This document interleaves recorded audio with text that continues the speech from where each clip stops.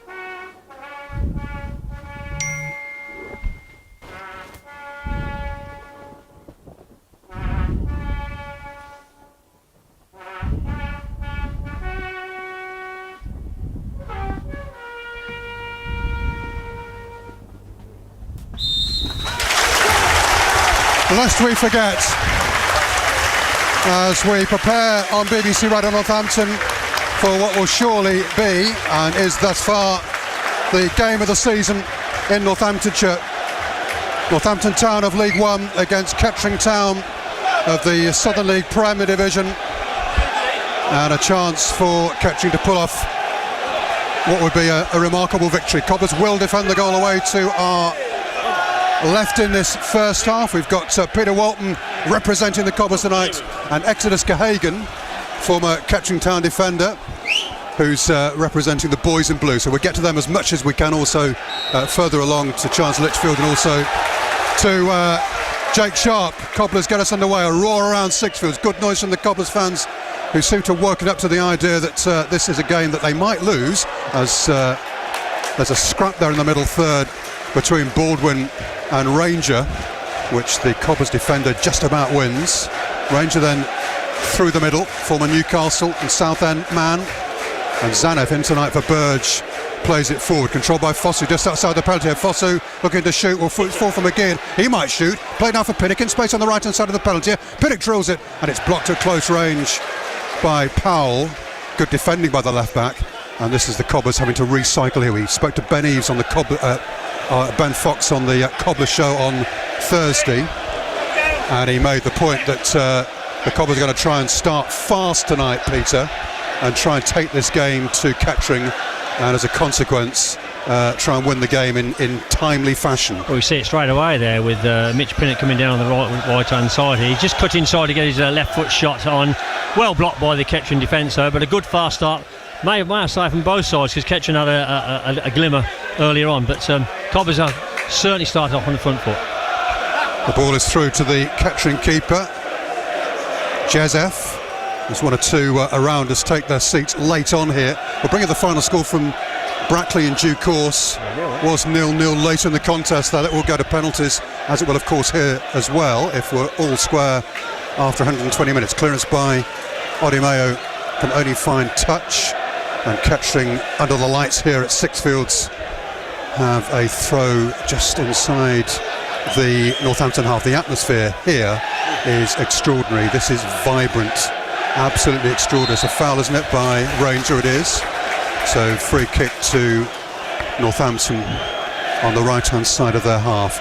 Northampton then have Zanev in goal, back four, Baldwin and Guthrie the centre backs. Left back is Guinness Walker, right back is Odimeo, Shoeshane, Fox and McGeehan in midfield. Up top, Pinnock. Through the middle, McCarran, and to their left is Fosu. I'll give it the Kettering side shortly. Forward by Guthrie, not quite reaching McCarran on this occasion. Fox battles forward in the middle third. Guinness Walker plays a 1-2 with, or an attempted 1-2 with Shoeshane. Doesn't quite come off, and Kettering pick up with Niall Ranger coming fairly deep for the ball. Flicks it out to the far side. boxed out forward by Hart, intercepted. The Cobblers can get on the counter-attack here if they can play it right. Just about kept alive by McCarran. And that's a pass forward, and there's no side flag here. McCarran at left wing. McCarran cutting inside the penalty area, and he's caught up with by the Kettering player who forces the ball behind for a goal kick. And I tell you what, Exodus Gahagan, that was a psychological blow in Kettering Town's favour very early in the contest. Yeah, he done really well to get back there, to be honest, and he showed it out playing really well. And to be fair, it's 1-0 to him with the centre forward. Goal kick then to Kettering, away to our right here on BBC Radio Northampton. 3 minutes gone, 0-0, Chancellor so far, as Jezef takes the goal kick. Pinnock gets away from a challenge on this near side, wins a throw midway inside the Poppies half, picked up by McGeehan. And the Cobblers switch it from right to left. Strong side from the Cobblers tonight. No suggestion of taking this one easy. No substitute side, as it were, in the way that was played at Notts County in the League Trophy. Sweeping pass by Shoeshane, gets Baldwin forward to Pinnock, inside to Fox. Doesn't quite come off. Picked up by the visitors, picked up by the Poppies, by the influential Kelly Evans, and the Poppies now pick up with Baldwin, who hangs it long, looking for the ball over the top to McGeehan. Fox picks up in the middle third, chests it forward, flicks it forward. He's committed a handball there though, and it's a free kick to Kettering Town. 4 minutes gone and nothing between the sides so far, Peter. Yeah, it's nice to see young McCarran there going up front.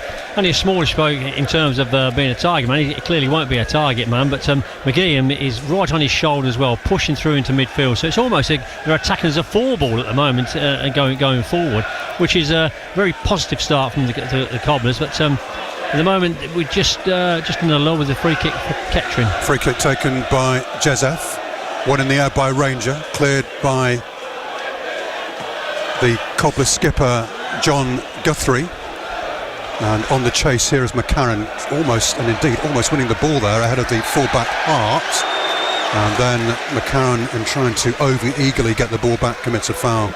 Free kick to the Poppies just inside their own half, and the Poppies, Exodus, playing this game at their own pace, prepared to slow things down and just try and manage the game as best they can.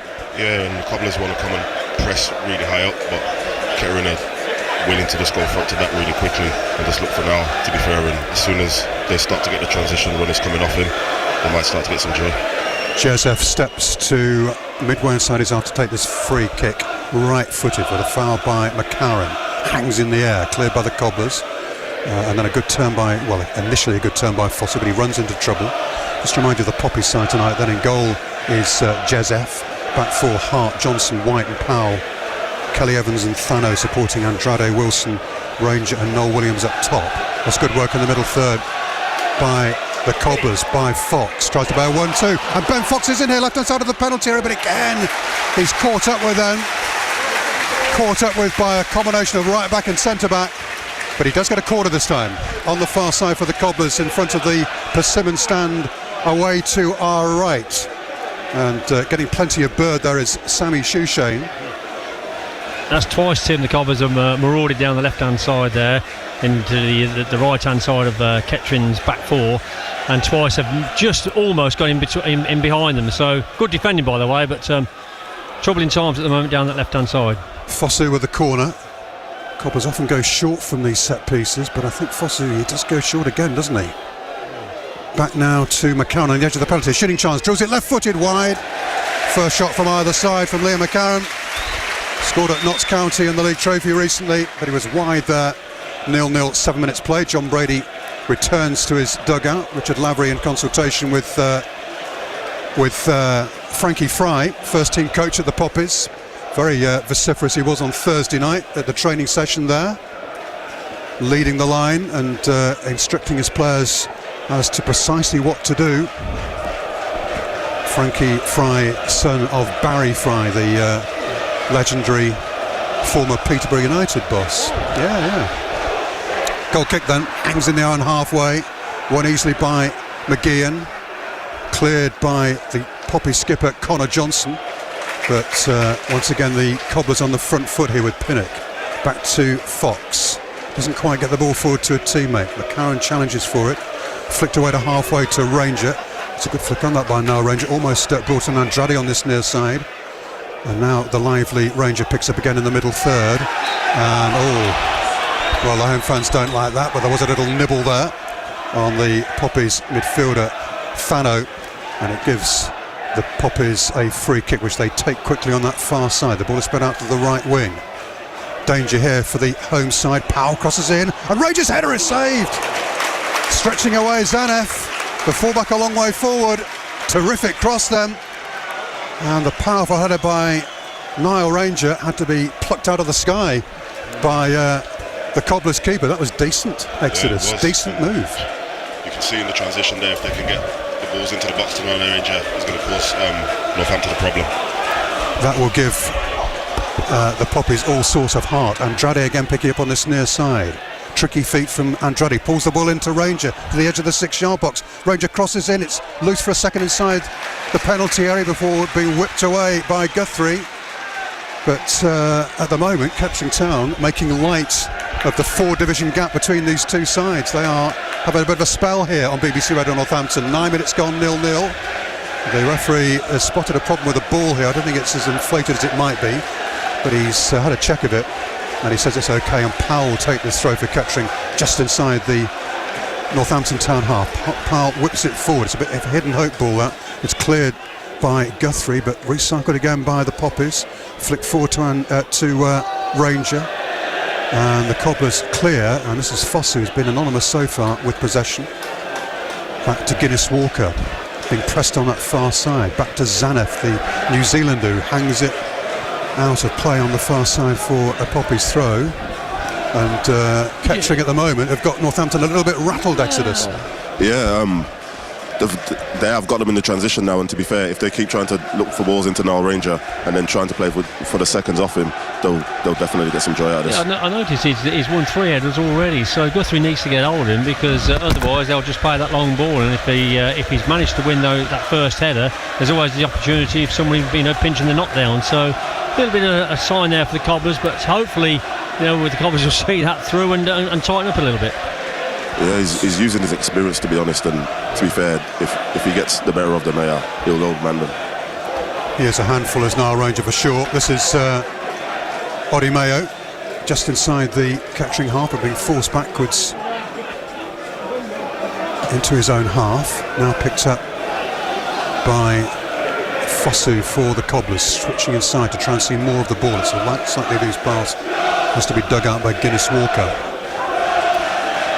Northampton, it's fair to say, not having things their own way here. It's 0-0. BBC Radio Northampton, 104.2, 103.6 FM and on DAB, but it's the Poppies who've gone closest so far with that Ranger header. That's a poor pass though by the Poppies, and away comes Pinnock. He's got 2 inside him. He's going to try and find McCarron here, is he? He's been held up well by Powell. Good challenge by the left, sorry, not by Powell, by the centre-back for the visitors, for the Poppies, Johnson. And the Poppies then doing their job defensively well. 11 gone, 0-0. On the far side with Guinness Walker, digs the ball out and finds Tariq Fosu.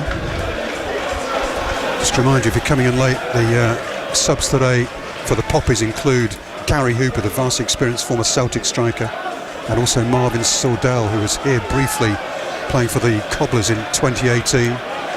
For the Cobblers, they've got a new striker on the bench in Martin Waghorn, the former Derby County player. It's a long pass which is going to get Andrade racing down this near side. Odimer gets to him and puts a good challenge in and robs him in possession.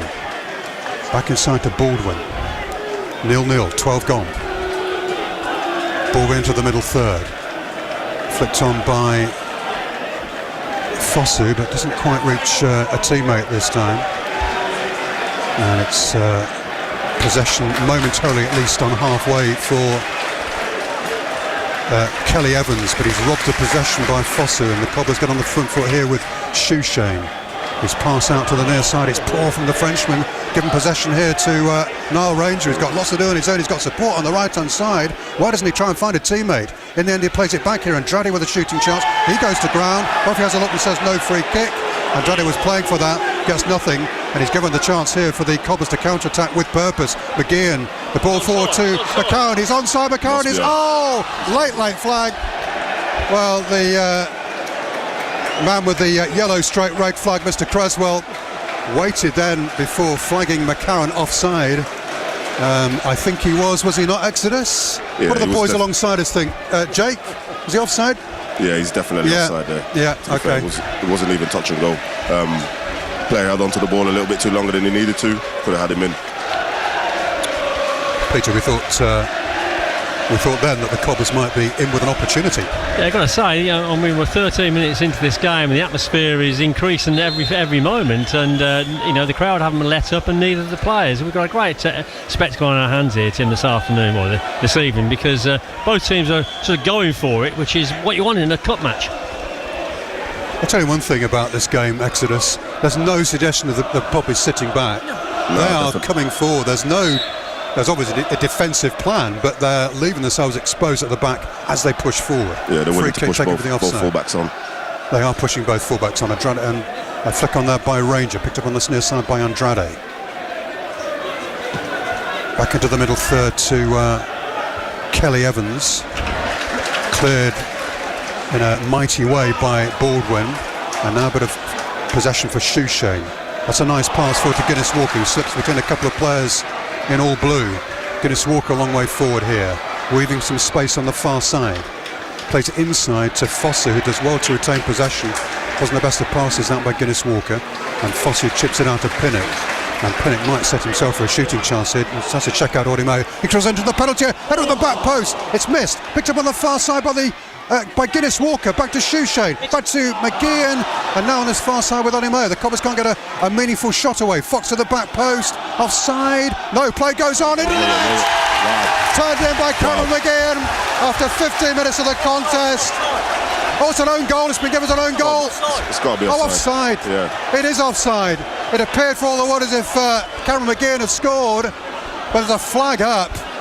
Again, the flag was late, was it not, Peter? Was it not, Exodus? Late, it was unbelievably late. The goal was scored. I thought Kettering had kicked off, and the Lords had decided to put his flag up. So a real warning there for Kettering, though. The ball's come across, and they didn't deal with it in the back forward. It was recycled again, put across. I didn't actually see who got the last touch there, Tim. But well, McGeehan was certainly celebrating. Well, there you are. I think you thought then the Poppies were a goal down, didn't you, Exodus? That was a goal that had been given. McGeehan certainly seemed to be celebrating. He was weaving away, he thought, in inverted commas, scored. To be fair, if not the first pass, then the second one that he's played, it looked like it was a forward ball, and definitely two of them were standing in offside positions, but Kettering have come close to conceding one there. In trouble here. Sorry, Exodus. Picked up on the far side inside the penalty by Thano. Thano recycles it, and this is Niall Ranger inside the penalty, still going strong, and then he commits a foul, and it's a free kick to Kettering, to Northampton Town rather, with 60 minutes of the contest played. But at the moment, that last driving run there through the middle by Noel Williams, causing the Cobblers all sorts of problems. This game is not going to finish 0-0. I'll tell you that now. I think that's a fair assumption to make. Yeah, both teams are really going for it, hammer and tongue at the moment. And as I said earlier on, it's a great watch. Switch the TV off and listen to us on the radio. Slice away on the far side by Guinness Walker. He was heavily involved in that move for the Cobblers rather, which almost led to the opening goal of the contest. 16 gone here. Don't forget to text us, folks, 81333, starting on message with the word North. You can find us on Twitter as well, and on WhatsApp, starting with North 08000 321 333. This is Thano for the Poppies. The ball is chipped towards the Cobblers penalty area. Northampton make a bit of a meal getting the ball clear, but now with a bit more authority it's whipped away by Shoeshane to halfway. I can't look at my screen at the moment. What's the latest on Brackley? It's still 0-0. So we've got penalties. We've got penalties at St James Park in that match between National League North and the National League. Tight game down in the southwest of the county. Harbour Town through today in their first round match away to Tunbridge Angels. But whether we have one or two Northamptonshire sides in the FA Cup second round, we will see. Good challenge by Fox, stabbing the ball away as Kettering look to push on the far side in front of the East Stand. 17 and a half gone. It's the first lull in the game here, folks. It's been very lively, this game. And a throw on the far side for Kettering Town. Midway inside the Cobblers' half. Ball forward. Guinness Walker being hustled and bustled. And Kettering have possession. And still possession, but Guinness Walker as well to get possession back. And he's being tugged down by the Kettering player, by the fullback Hart, so he gets a free kick. And that relieves the pressure. But Kettering so far covering themselves in pride, Exodus. They're doing okay, aren't they? They're doing really well. They're competing, and that's all you can ask for, to be honest with you. Free kick then for the fun on Guinness Walker, taken by Zanev from his left back channel, hangs it long into the middle of the opposition half, forward by Fox.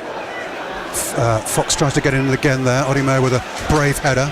Nice flick on there by McGeehan, and Pinnock inside the penalty area. Right foot ball to the back post. Groans, it's not the best.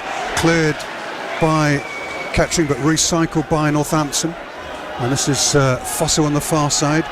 He's getting himself on the right foot, crosses in. McGeehan is in there. So too was McCarran. McCarran was unable to get a header away. Handball by Kelly Evans. No, says the referee, and Kelly Evans comes away with it for the Poppies. On this near side now with Andrade. This is the Poppies left back, Aaron Powell. 19 and a half gone, 0-0. Delivered long by Jezef. One in the air by Baldwin. Doesn't find a teammate though. McCarran might get in there, but doesn't quite manage to do so. And the Poppies go backwards to their keeper. They've done very little of that so far in this game. They've been very much on the front foot and creating that one chance of note for Niall Ranger, saved by Nick Zanev. Ball is played forward, looking for Ranger. Guthrie gets across and finds touch, but again the Poppies with an attacking position. Exodus. Yeah, and they're really trying to push the initiative of going down the flanks with these fullbacks, and it looks like it could work out for them. Ball is played forward here to Niall Ranger, turns just outside the 6-yard box, being forced backwards by Baldwin, gets the crossing though, stabbed away by Guthrie, not that convincingly. And on the far side the Poppies once again putting a high press on here. The Cobblers get out momentarily, and they might have a counter-attack on here if they can play it right with Shoeshed. Inside here to Fox. He can swing it across nicely to Odimeo. Odimeo at pace inside the opposition half, but he's been robbed of possession. It almost gave the Poppies a chance to counter-attack. He was intercepted on this near side by Powell, and for a second then he thought he might be on the surge towards the Cobblers' goal. Cobblers have a throw, taken short to Ben Fox, and he finds the skipper John Guthrie, and Northampton try and build from deep. But look how many Poppies players are inside the Cobblers' half, Peter. 1, 2, 3, 4, 5, 6. The press is high. Yeah, I was just looking at the press. The press is high, but doing that, it's enabling the Cobblers to break out from their wing backs, and there's oceans of space on each wing that the Cobblers can delve into. And a couple of times it's been down the left wing. We've noticed Pinnock here on his own again, and on the right hand wing. I just think Kettering a bit too high press, because they're leaving far too much room at the back there for the Cobblers to exploit. 21 and a half gone, 0-0. As tight a game as many people thought it would be.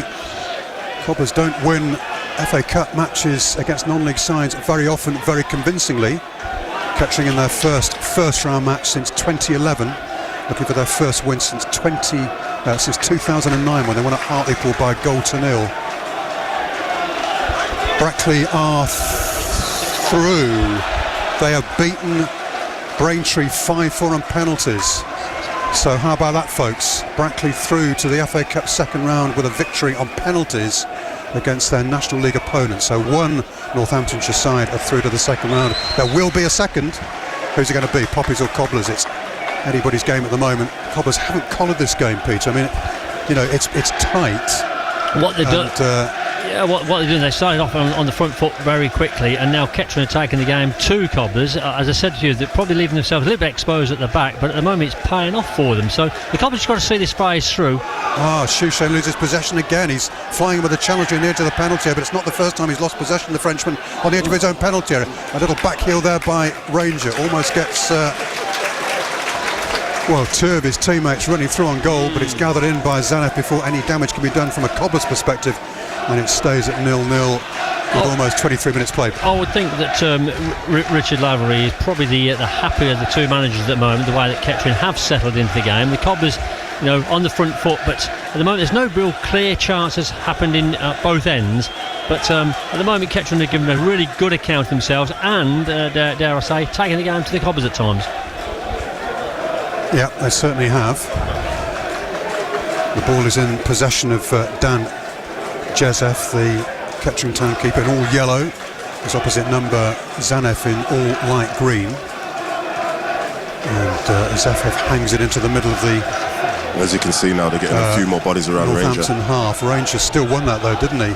Andrade plays the ball forward. Guinness Walker has to be careful here. The back post isn't good enough. Here we go, It'll 1-0. fall to Ranger. Chance here for 1-0. Oh, he's put it into the side netting.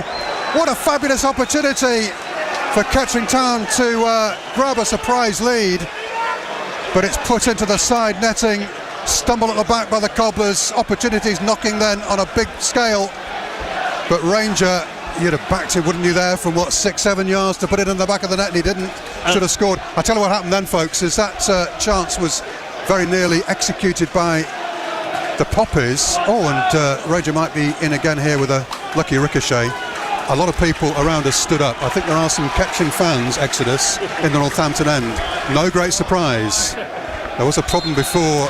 Sat next to me. Yeah, we've got a couple of Kettering fans. I tell you what, because addresses are from villages around Northamptonshire, you can't always be sure whether it's going to be a Kettering Town or Northampton Town fan booking a ticket. That was the concern of the Cobblers, and it appears to have been realised, that concern. I just want to point something out quickly. Just mentioned earlier on, and Niall Ranger is beginning to win those headers, and what Kettering have realised is that he needs people around him for the knockdown. That last opportunity was the fact that they got 3 or 4 players around him looking for those knockdowns. Right foot cross looking for Ranger again. Zanev stays on his line. He thought about coming, didn't come for it. Andrade picks up instead inside the penalty area, and he curls one just wide, looking for the angle at the far post, trying to curl it beyond Zanev, and he wasn't a million miles away.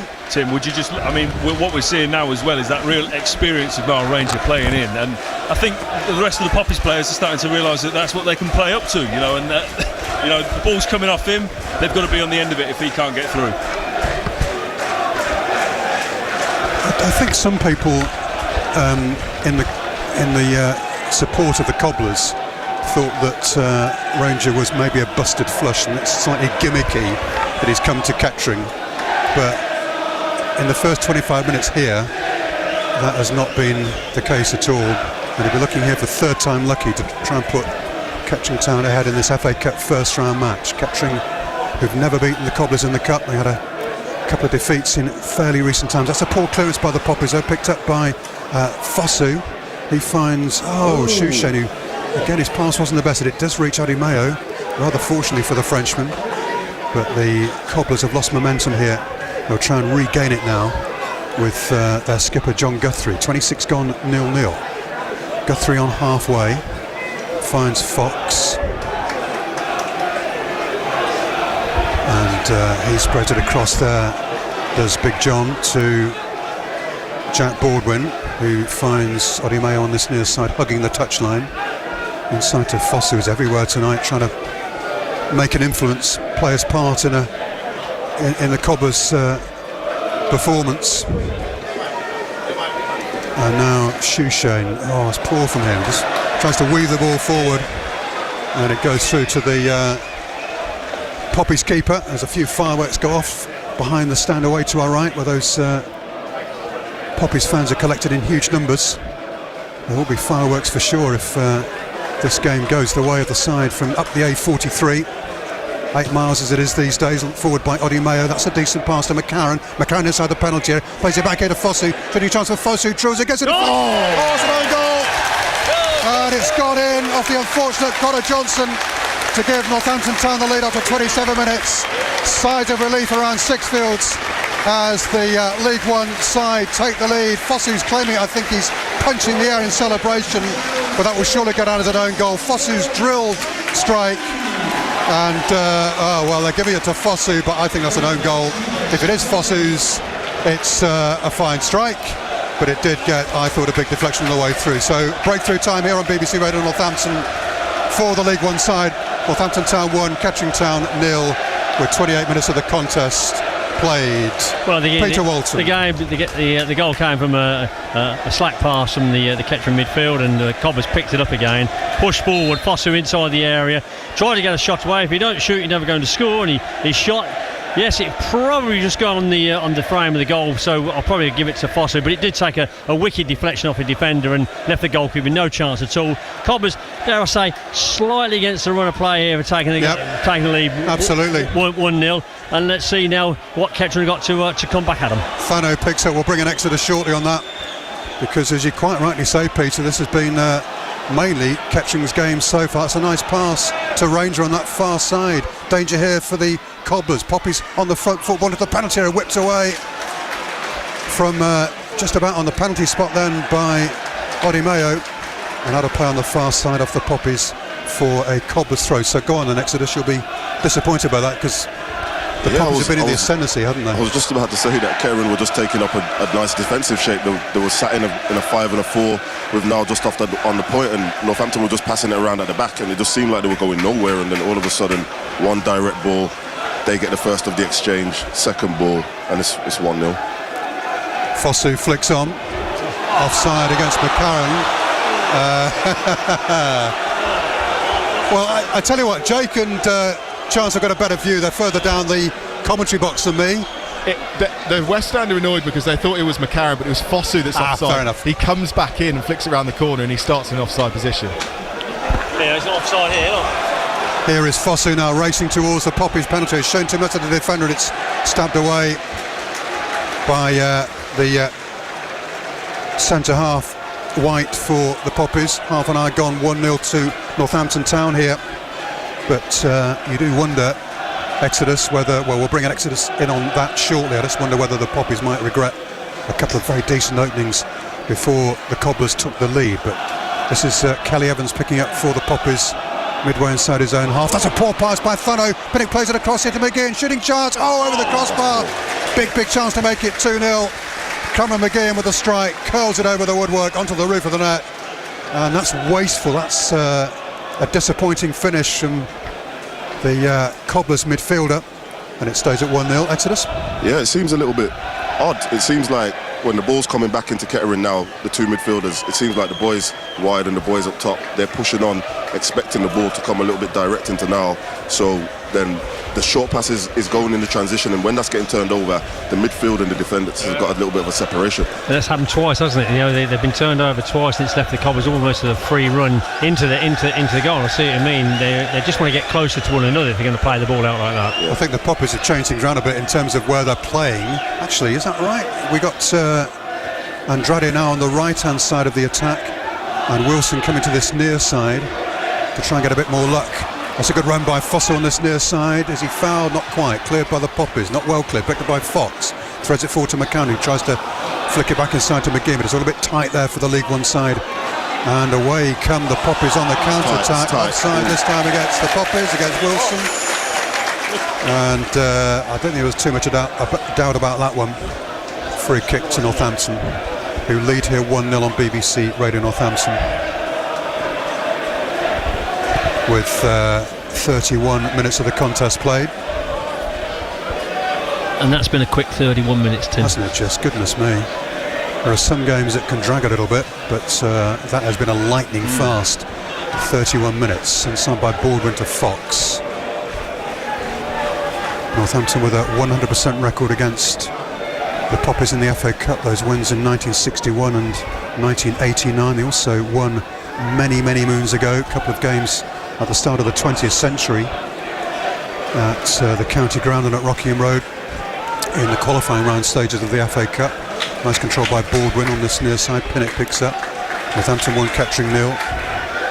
And now Baldwin again. That's Not quite the pass he was looking for. It skids away off the surface for a throw to Kettering. Gone, Pete. Did I read a stat where Kettering are the highest scorers in the FA Cup? 920 goals. 920 goals? Yeah, more than Spurs. Spurs are in second place, aren't they, Chance? Yeah, that's right, Spurs, and then you've got Aston Villa, Manchester United, Arsenal as well, all beneath Kettering Town. Oh, wow, I wonder if they get 921. Thinking more 925, Peter, but yeah. No, boys. Excellent. He's just giving me a look. I'm going to keep quietly. He's a bit bigger than I am. Well, there's definitely more goals in this game. Sorry, Exodus, I was too busy talking. Go on. No, there's definitely some more goals in this game. I think you're right. It's both sides are playing attractive attacking football, leaving holes at the back. As Ben Fox directs traffic from the middle third for the Cobblers. 33 gone, 1-0 to Northampton. And the throw is taken on halfway by Odimeo for the home side. This is Odimeo. Cobblers maybe settling a little bit, having taken the lead, having had those couple of Nile Rangers scares earlier in the half. Now Guinness Walker cuts inside. Out to the far side to Pinnock. The dreadful Northampton Town FA Cup record. We mentioned the Poppies haven't exactly excelled in the competition in recent seasons. They've got the excuse of having to kind of rebuild, haven't they, having left Rockingham Road. But no real excuse for the Cobblers, but their form in the Cup is dreadful. They haven't won an FA Cup match since 2020, and they haven't won a first round match since 2019 when they beat Chippenham 1-0 on the way to a fourth round defeat against Derby County. And indeed the last non-league side they beat was Notts County in that same season. They beat them 3-1 at Sixfields. But since then they've lost in the FA Cup to non-league sides Oxford City and also to Chesterfield. This is Baldwin on halfway, 34 gone, 1-0 to the Cobblers. That's nicely on to Fossey. Good strength from Fossey to turn away from trouble inside to McGee, and that's a crossfield pass by Shushan, which is excellent. And he finds Guinness Walker.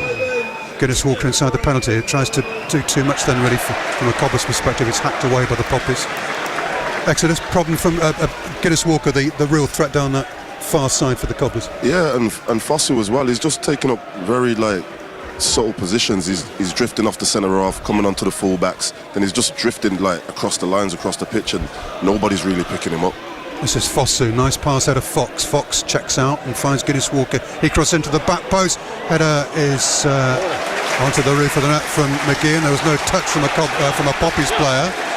McGeehan thinks he should get a corner for that, but he doesn't, and it's a goal kick, and it stays at 1-0. And John Brady does what John Brady does, and that has a word with the fourth official. As Exeter said there, Fosso is beginning to sort of run the show here at the moment, and he's running the show because he's got a free rein. He hasn't stayed out on the left wing. He's come over here on the right wing, picked the ball up, gone into midfield, connecting the midfield with the forward play there, and time again he's had oceans of room. And I think at half time I'm sure Mr. Lavery will have a word about that, because he's being allowed to begin to run the show. Fox battling on this near side with Nile Ranger, forward by the Cobblers, but the Poppies pick up, and that's a flick forward then, which was aimed at Ranger, doesn't quite reach him, and the Cobblers come away with the ball from their own right back position. This is Pinnock in the middle third, flicks it back to Fox, who's been solid so far for the Cobblers, does well, nice control, stabs it back inside there to Guthrie. 9 to go to half time, the Cobblers with a 1-goal lead.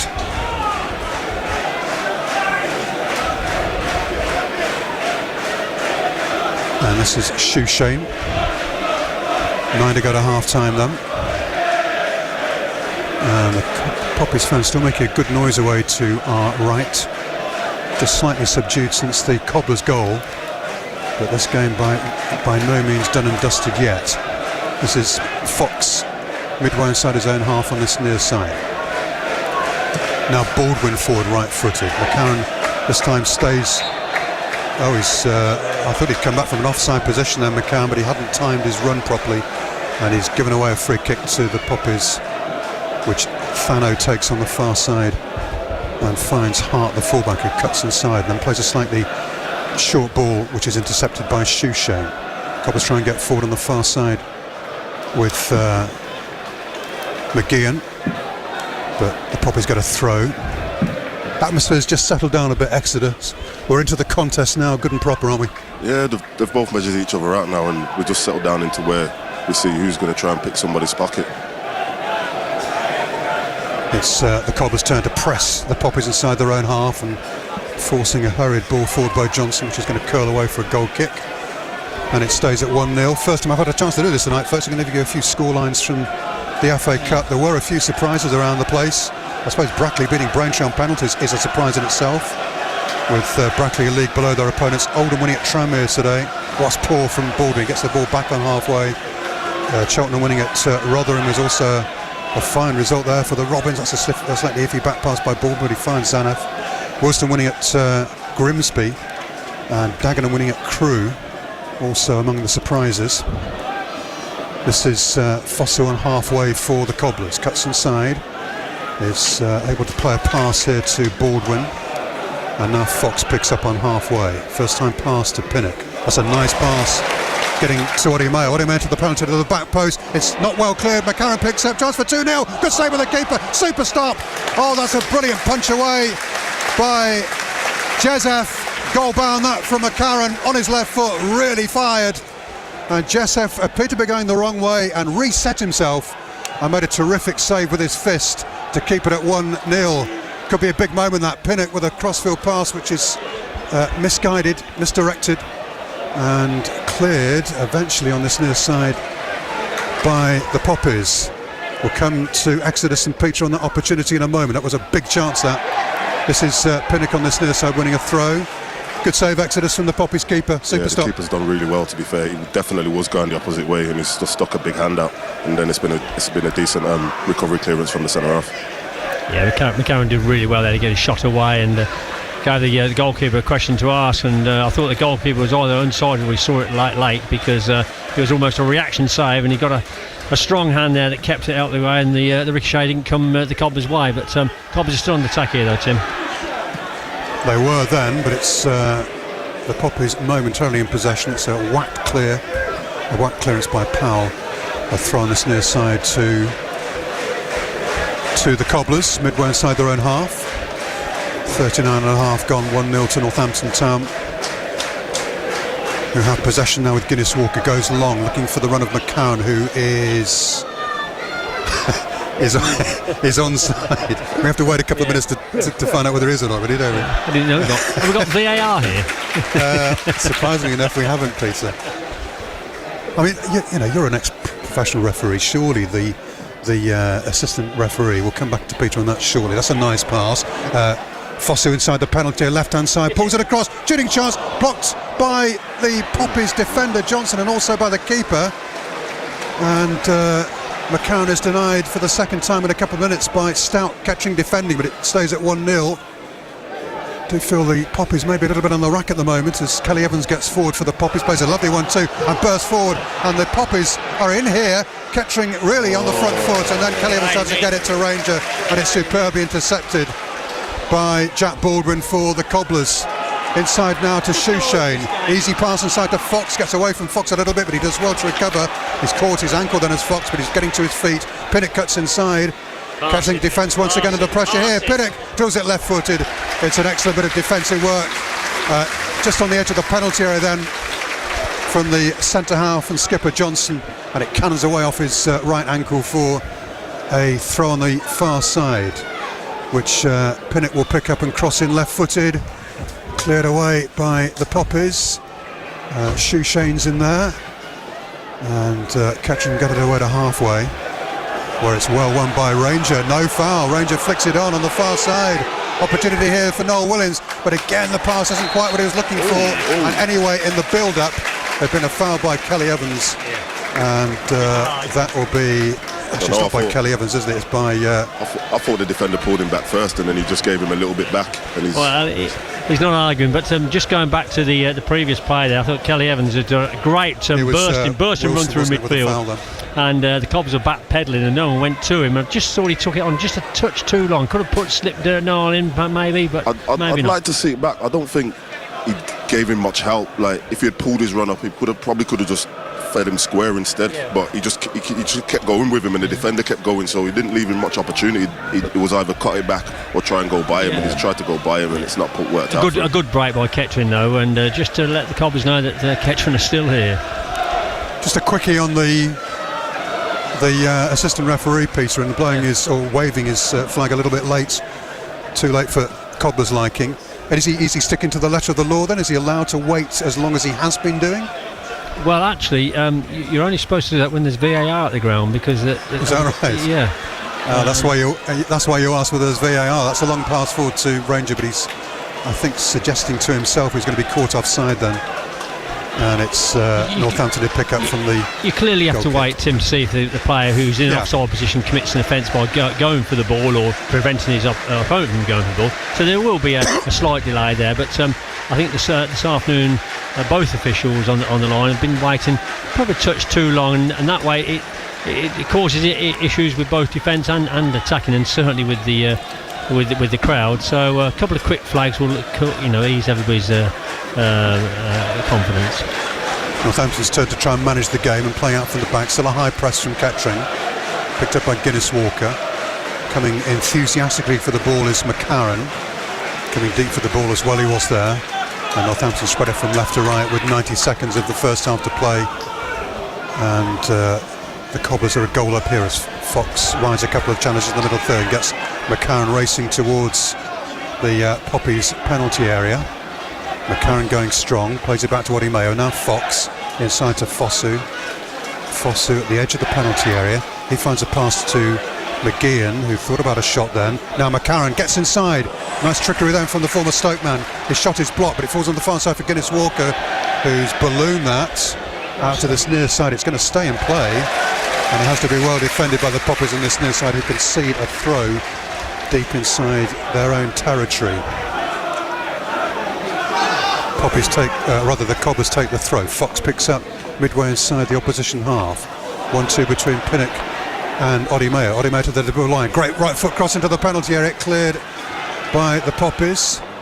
Further away by Kelly Evans, but his pass is to nobody in a blue shirt. And the Cobblers get back on the front foot, looking for a second goal before half-time. We won't have very much stoppage time at all, I wouldn't have thought. Maybe a minute at most. That's McGeehan finding Fosu. Fosu to the angle of the penalty, cuts inside, he's going to shoot here, and it's blocked at close range, and on the volley it's Shoeshane with a shot which is horribly shanked and flies wide for a goal kick. We've got 1 minute of stoppage time to play here, as the good folk in front of us in the director's box make their way for their half-time cuppers. At least they'll get one. Yeah, all right, I'll do my best, mate. Can't believe it. I tell Exodus, you get nothing here. There's no clear, I think. Don't tell Exodus that. It's terrible. He'll expect me to dash down the stairs and get him a cuppa at this rate. I've got time for that. Still the fireworks going off behind the stand away to our right. We are deep into stoppage time here. The noise continues from the Poppies supporters, who occupy not only the away stand away to our right, but also a good proportion of that the right hand side of the east stand. There's a gap between the Poppies and Cobblers fans in that east stand, just to make sure there's no nonsense between the different sets of supporters. Deep into stoppage time then, flick on by Pinnock. McCarran flicks on, he was pushed on the back then, wasn't he, but the referee doesn't give anything, and it's back by White to his keeper, and there's a half-time whistle. It's been fast and furious here, folks, on BBC Radio Northampton, but the goal scored just before the half hour credited to Tariq Fosu, although to my mind it looked like an own goal by Connor Johnson. That's the goal that separates the sides, and McGeehan, well, he's been impressive for the Cobblers. He could have had a second goal for them just before half-time, denied by a super flying save by Jezef in the Poppies goal.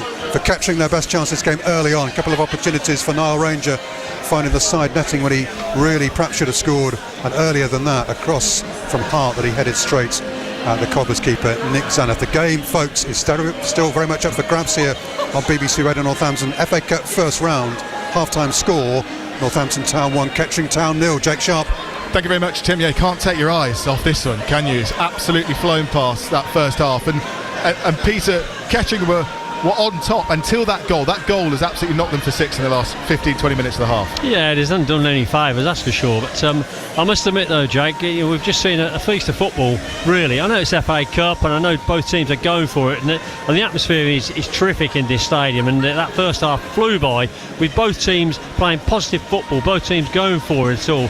There wasn't too many clear-cut chances, but there was a lot of attacking sort of gung-ho situations. I think Kettering were on top for a good sort of 15 minutes of that play. After the initial 10 minutes or so, when the Cobblers took the game to them, Kettering, through Ranger, may I add, suddenly realised that they got an out ball there to him up the front. If they get players around him, like Exeter said, get players around him, get the pickups, and that's what they started doing. And they started coming more and more into the game. I thought Kelly Evans tried to run the midfield. He's given the ball away a couple of times, but he had a terrific bursting run through there in the last of the 10 minutes.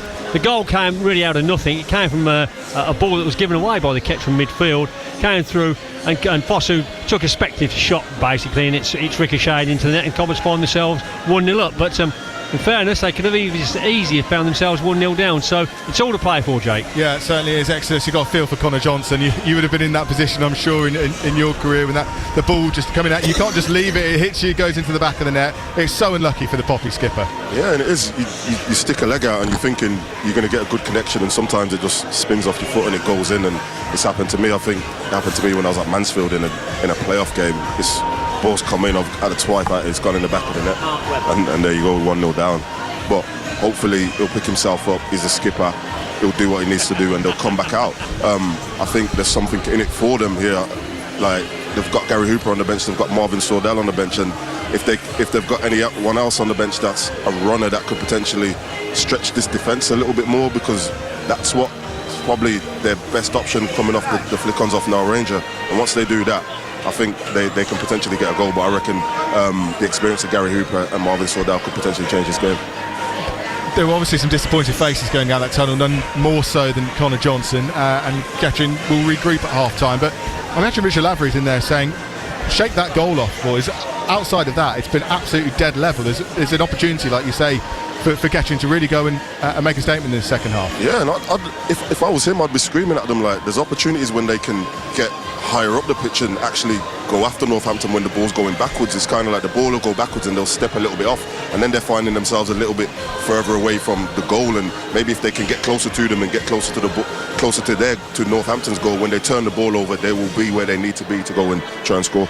Peter, from a Cobblers perspective, that they needed that goal, didn't they? Because they hadn't got any control over the match at all in the first 25 minutes or so. After that, they started keeping the ball that little bit better. But that goal came at a good time for them. It came at a perfect time for them, and as you quite rightly say, they hadn't really got a foothold in the game up to that stage. However, Fosu came more and more into the game as he was sort of drifting from left-hand side to the right-hand side, picking the ball up and then using his pace and his trickery to bamboozle some of the defenders, and it was from him that the goal came, of course. But the goal, any goal is a good goal, and when it hits the back of the net, it settled the Cobblers down. They probably saw the last 10 minutes out. He had a little bit of a lull in the game. That was taking the sting out of the game, just making sure that they can then consolidate at half-time, get in there, have the refreshments and go again. But Kettering will be quite pleased, I would suggest, in there. And as Exeter says, there's just a few little tweaks here. Don't give the ball away too cheaply.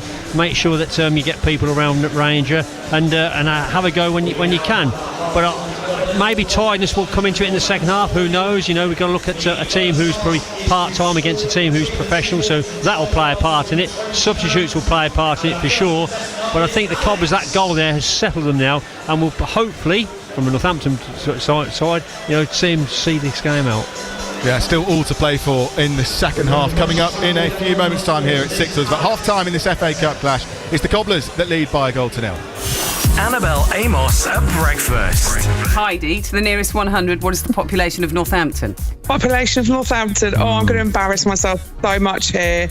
Population of Northampton is 55,000. I don't know. Heidi, I reckon you're about 200,000. How could you do this to me? I'm never coming on here again. 243,511 is Northampton, Heidi, but It's going to be 510 after Heidi has to move out. Annabelle Amos at breakfast. Weekdays from 6. BBC Radio Northampton. Forward by Oddy Mayo, that's a decent pass to McCarran. McCarran inside the penalty area, plays it back here to Fosu. Any chance for Fosu, drills it, gets it. Oh, it's an own goal! And it's gone in off the unfortunate Connor Johnson to give Northampton Town the lead after 27 minutes. Sighs of relief around Sixfields as the League One side take the lead. Fosu's claiming it, I think he's punching the air in celebration, but that will surely go down as an own goal. Fosu's drilled strike, and they're giving it to Fosu, but I think that's an own goal. If it is Fosu's, it's a fine strike, but it did get, I thought, a big deflection on the way through. So breakthrough time here on BBC Radio Northampton for the League One side. Northampton Town 1, Kettering Town 0. Northamptonshire Sport With Jake Sharp. BBC Radio Northampton. Half time here at Sixfields. The Cobblers lead by a goal to nil. Connor Johnson with the own goal deflected Tarek Fossi's strike, the difference between the two sides, but is engaging half of football, and Kettering still well in this for the second half to come. Let's have a look elsewhere in the FA Cup, and the first news to bring you is that Brackley Town are through to the second round. They took on National League Braintree this afternoon, 0-0 after 90 minutes, goalless after extra time, went all the way to penalties with Brackley winning 5-4. So Gavin Cowan's men into the second round, and with all the sporting glory and all the money that comes with that as well. £45,000 for the winner of a first round tie, plus if you lose in the second round you get 20,000 as well, so that's 65,000 guaranteed for Brackley, and we'll see who they might play in the next round as well. Elsewhere this afternoon then, I'll bring you through the other FA Cup first round games. Doncaster Rovers beating Barrow by a goal to nil. Bradford City seeing off non-league opposition 3-1 against Aldershot. Bristol Rovers having to go to extra time against Weston-super-Mare, but getting through in the end 3-1. Burton Albion 1-0 winners over Scarborough. Wigan went to Carlisle and beat them by 2 goals to nil. Chesterfield comfortable winners 3-1 against Horsham. Dagenham and Redbridge went to Crewe and beat the league side by a goal to nil. Exeter came from behind. They were 3-1 down against Barnet, but ended up winning 5-3. Blackpool 2-0 winners at Gillingham. Wealdstone dumping out League 2 Grimsby by a goal to nil. Gainsborough Trinity going through against Hensford on penalties 5-4, 4-all after extra time, that one. They went to extra time, including League 1 Crawley away at Maidenhead, 2-1 the final score to the League 1 side though. Peterborough United coming from behind to beat Newport by 4 goals to 2. Barnsley 3-1 winners away at Port Vale. 2-0 winners Reading at home to Fleetwood. Bromley, what a thrill that was, 4-3 winners away at Rochdale. Rotherham humbled in the cup by League 2 Cheltenham, 3-1 the final score at the New York Stadium to the visitors. Accrington went to Rushall Olympic and beat them comfortably by 2 goals to nil. Salford 2-1 winners over Shrewsbury. Solihull Moors through to the second round with a comfortable win 3-0 over Maidstone. It went to extra time between Southend and Charlton. Charlton just squeezing through on after extra time, 4-3 the final score. Stevenage went to penalties against Guiseley but got through 5-4, a scare for Alex Ravel's men. Stockport needed extra time to beat Forest Green 2-1. Swindon needed extra time to beat Colchester 2-1. Harbour Town, what a result for them, their first ever time in the first round of the FA Cup, and they went and hammered National League Southside Tunbridge Angels, 4-1 the final score for Mitch Austin's men. Fantastic result for them. Oldham went to Tranmere and beat them by 2 goals to 1. That's a non-league side knocking out a league side. Bolton Wanderers out of the cup, lost to Walsall by 2 goals to 1. Cambridge United 1-0 winners at Woking. Worthing losing 2-0 at home to Morecambe. Wickham beating York 3-2. And of course the only other game going on is here at Sixfields, where it's 1-0 to the Cobblers. At Premier League action as well this afternoon, I'll just give you some of the standout scores for them, because Arsenal lost by a goal to 0 at Newcastle and Manchester City lost 2-1 at Bournemouth. So massive afternoon to Liverpool, who came from behind against Brighton to win 2-1 at Anfield. Ipswich 1 apiece with Leicester. Nottingham Forest beaten West Ham 3-0. Big win for Southampton, 1-0 over Everton. Goalless between Wolves and Crystal Palace at the break. But back here at Sixfields, second half on its way, where it's 1-0 to the Cobblers. Tarek Fosu's deflected strike off Connor Johnson, the difference between the two sides. Peter, we pointed out Niall Ranger before the game and his experience, and he's caused no end of problems for Jack Baldwin and John Guthrie. Clearly see that Kettering have got more than enough in their ranks to cause the Cobblers problems if the Cobblers go off the boil, and hopefully the back four, Baldwin and Guthrie, have sorted the issue with Niall Ranger out, although time will tell. But we can't just step off of this game, because they'll eat us again. And you can see why they're top of their league. You can see why they're going on an unbeaten run, and you can see why they're attracting quality players to their ranks, because dare I say, they're a good team and they're putting up a good effort here this afternoon. And if the Cobblers just relax a little bit, I think Kettering will gobble them up. So be careful. From a Cobblers perspective, Exodus, they're playing without a kind of traditional centre forward. They've got a lot of injuries in that moment. Liam McCarron's up front, Martin Whitehorn's obviously on the bench, and they keep going long, don't they? Which is absolute meat and drink to the Kettering centre backs. Yeah, but at some point they're going to make a mistake, and as we've seen, like, all you've got to do is play for the seconds, and as we saw with Fosu, he gets onto the second ball, and all of a sudden you take a shot, and you eventually might score something, and that's what's happened. And obviously Northampton have been trying to keep the ball, but they've noticed that if Kettering are just going to sit off them at some point, they're going to go direct, and if the numbers are right and they can find something in the transition, then they might just continue to do that. You mentioned Fosu there. You pointed him out in the commentary. He's been the danger man for the Cobblers, isn't he? Yeah, he's been making the two centre halves have to commit and come into areas where they don't want to go. He's making fullbacks go into areas they don't want to go, and that just ultimately leaves spaces for runners to go into, and that's when obviously the wingers are getting in. There's Guinness Walker and Pinnock as well. Ademeyu as well, yeah, and Pinnock as well. So they're all getting in, and then they're able to then be in the final third and put crosses into the box, and then anything can happen once you're inside the 18-yard box. Talking about Nile Ranger, again, something you mentioned in commentary about, and I know it's a risk reward for Kettering, because you expose yourself and you can get counter-attacked on, but getting players around him, feeding off him, because he's winning most of the duels with Guthrie and Baldwin at the minute, isn't he? But he's having to do a lot of work to hold that ball up. Yeah, he is, but he seems like he might have lost a yard or two of pace, in terms of he was always aggressive and he was always able to put his body in front of people, but then he had the ability to run away from people, and that's probably what's missing at the minute, is just that ability. So to have runners coming off him now, because he's always going to potentially get the better of the centre half in terms of the physical battle, and once he gets the ball down on the deck, he's a good enough player to then start to pick people out. FA Cup cliche alert, Peter Walton. The next goal is absolutely vital, isn't it? Yeah, I'll just put this cup of tea my daughter's just brought me down, by the way. She must have been listening to me somewhere along the line. So cheers. Yeah, you're quite right. Is the next goal crucial? Yes, but I still think even if the Cobblers get it, I think Kettering will be have enough in them to cause the Cobblers some issues there. I think the Cobblers just need to sharpen up a little bit, to be honest with you. Cushane has given the ball away a couple of 3 times. McCarron has not quite been on it. I did think that McGeechan, was having another good half, but collectively, Cobblers have just done enough here to eke out this 1-0 at the moment, half time.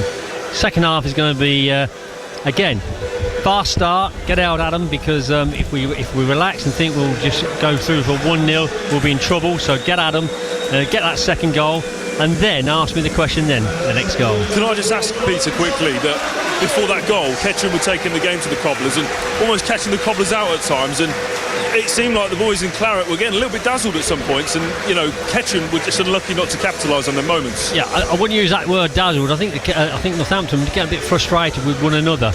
The game wasn't panning out they thought they were. The first 10 minutes had gone by, they hadn't scored, it was still 0-0. Kettering had seen an outfield player who was causing issues with the Ranger up front, as we've mentioned a couple of occasions here, and they had a stellar sort of 15 minutes to spell where they could have capitalised, they could have scored, and didn't take that opportunity. The Cobblers, as Jake said, the goal came right at the right opportunity for the Cobblers. Just settled their nerves down.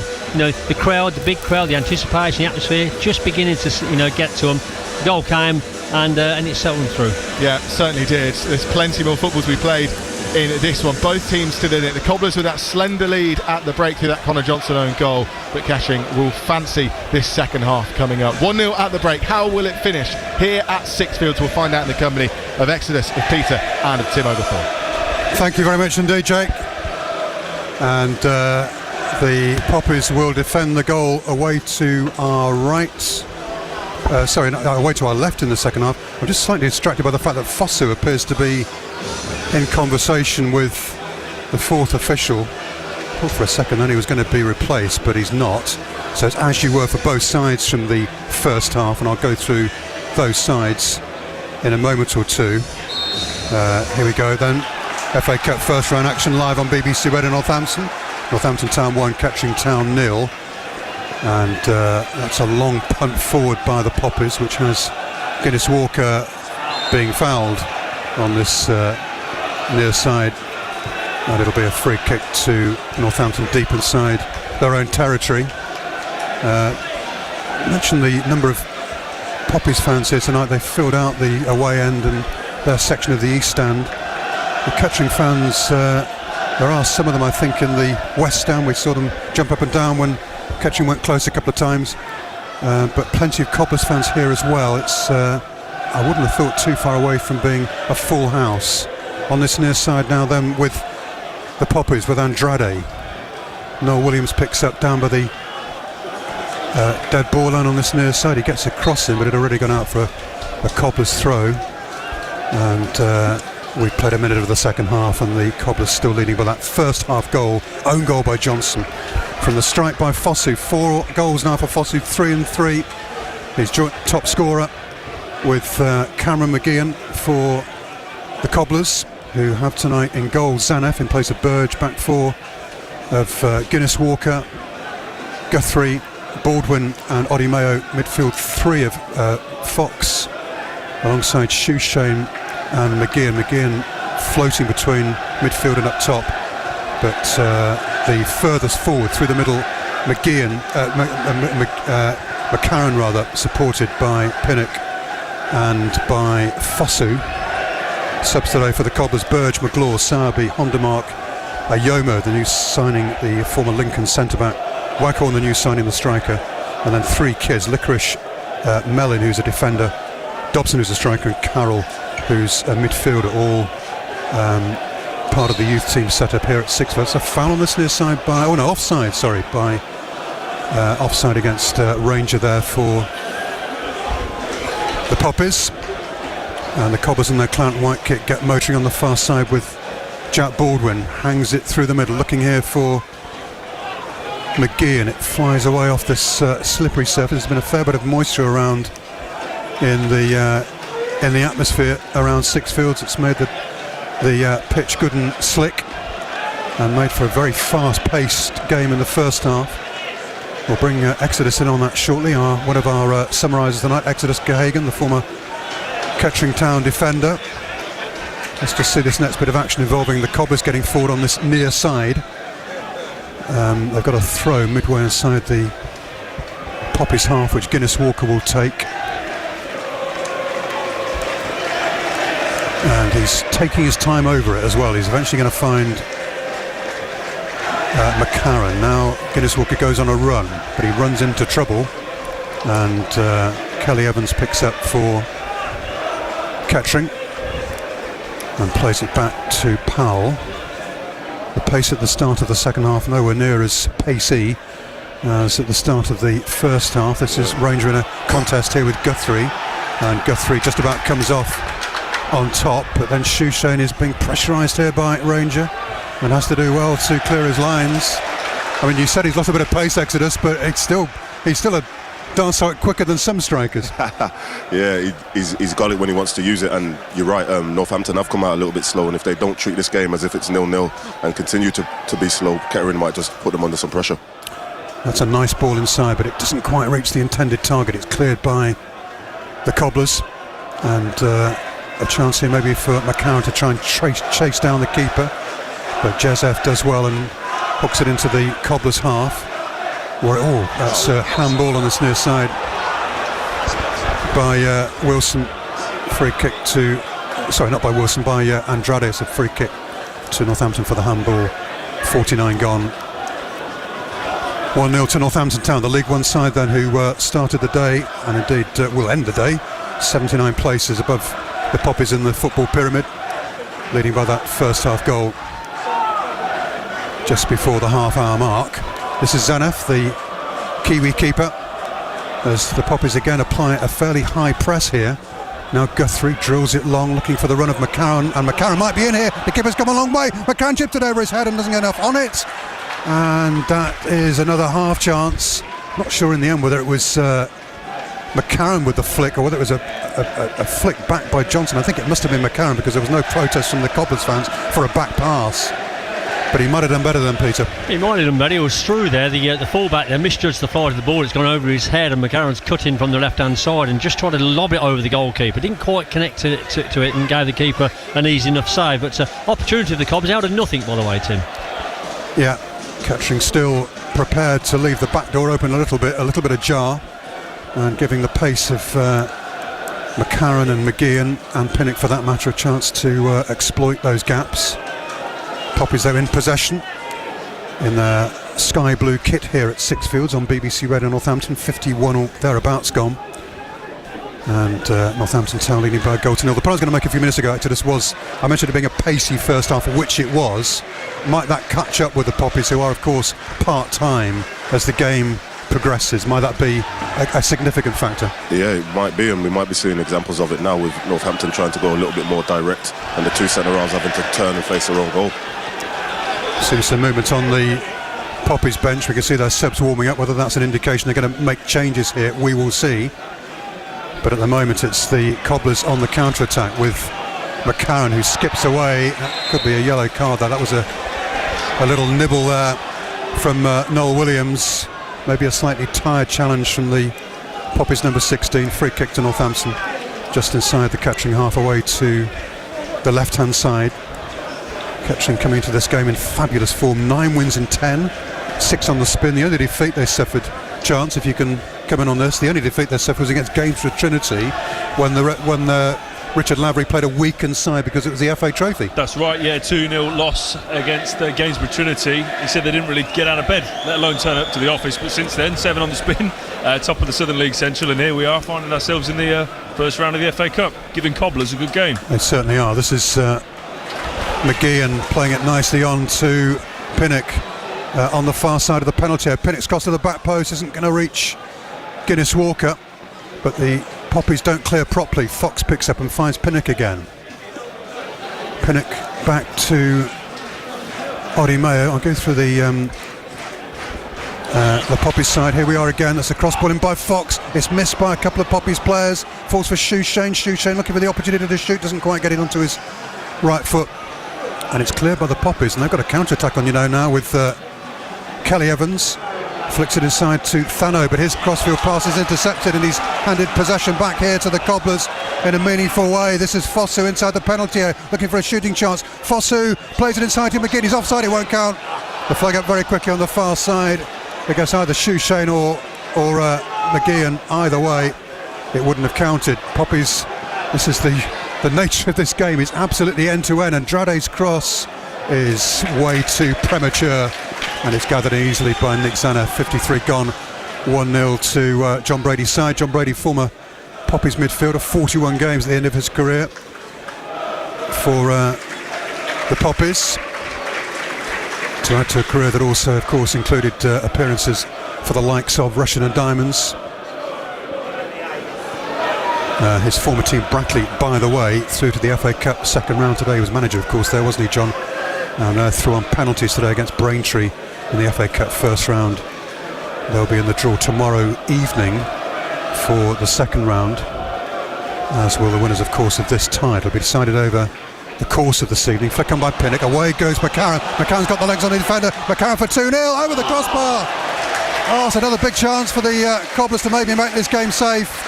There's been a challenge inside the penalty area which has led to a corner, but McCarron, he's got cramp as well. He's just needing to be stretched here, have his legs stretched by Cameron McGeehan. But that was a chance to maybe Exodus and Peter put the game beyond the Poppies. Yeah, it was a lovely chance. McGowan there making headway as the ball went over the halfway line. His pace took him away from the defender. I half expected the defender just to clip his heels there and take the punishment for it, but he allowed him to get a shot away. The referee's given a corner kick, so it must have took a deflection, but clearly an opportunity for McGowan and showing his pace, although he's struggling a little bit now through the cramp area. Yeah, we were talking about fitness and we thought it was Kettering that were going to blow up first, but obviously looks like the centre forward is the first man down. But it's what we were talking about, them going back to front very, very quickly and just turning the centre halves around, and fortunately the fullback's been able to come across and maybe just got a little touch on it. McCarron is still just doing some exercises on the edge of the D here to see if he's fit to carry on. No sign of a change yet for the Cobblers. Here comes the corner ball into the penalty area. Headed by Guthrie, but he was stepping backwards as he made contact with the ball with his head, and it's an easy save for the Poppies keeper. The Poppies then today have Jazef in goal, back four, Hart, Johnson, White, Powell, Kelly Evans and Thano in midfield, then Andrade Wilson supporting Ranger and Noel Williams, the subs today for the Poppies. Storer, York Jarvis, Alexander the keeper. By the way, the keeper Jason Alexander is the nephew of the former Kettering Town striker Keith Alexander. Ball over the top is nice out to this near side, and then miscontrolled by Andrade of all people. That's really surprising and unusual. The rest of the Poppies subs, Mabeyo is a centre back, Miller the winger, very fine player. In fact, he's coming on now, Miller. That's very timely, isn't it? Chance here for the local boy, Kettering boy Luca Miller to come on. Gary Hooper the striker, Kai Fifield and Marvin Saldell, the veteran former Cobbler striker, coming on. Hooper and Miller are about to be introduced to the action here, so a new threat for the Poppies to deal with. I can't believe they're going to take off Ranger here, the Poppies, but we will see. What do you reckon, Exodus? We'll come in on that shortly. This is Thano's ball for. That's poor. It's easily away by Baldwin. Picked up by Guinness Walker, goes backwards to the centre back. Yeah, I don't think Kettering had enough of the ball to even get it into Niall at the moment. We just seen him have one shot, one play in the transition, and then that's been about it for him. But it'd be interesting to see who does come off. Yeah, well, we could have a situation here where you've got a forward line for the Poppies of Andrade, Ranger and Hooper. Extraordinary, isn't it? This is Andrade's cross. It's a decent one as well. Well away by John Guthrie. Had to be well away. And Thano's drill towards the target is blocked this time, or blocked again by Guthrie. And if he could get his head up then, McCann could have had an easy pass, and either Fosu or McGeehan were away. As it is, the visitors come in. It's headed towards the goal, saved. And it's come back into the penalty area, and it's flicked away. Oh, it's a double chance, you know. The first save by Zanef was a bit of a fumble, if the truth be told, and the second one was just scuffed towards the target and just helped around the post by Zanef. But a double opportunity then for the Poppies, for their fullback Ben Hart, which frankly, Exodus, they didn't make the most of. No, I don't know if he was aware of where he was in the box, to be fair, because it looks like he could have just taken a touch. But unfamiliar territory for him. Corner ball though to the Poppies, starting to gather momentum in the second half here. Corner ball is played short to that man Hart again, crosses in right-footed, decent delivery. It's still inside there. It almost fell then to Ranger, but he couldn't get his header away. And then the Poppies make a bit of a mess of clearing their lines, and this is Pinnock on the charge.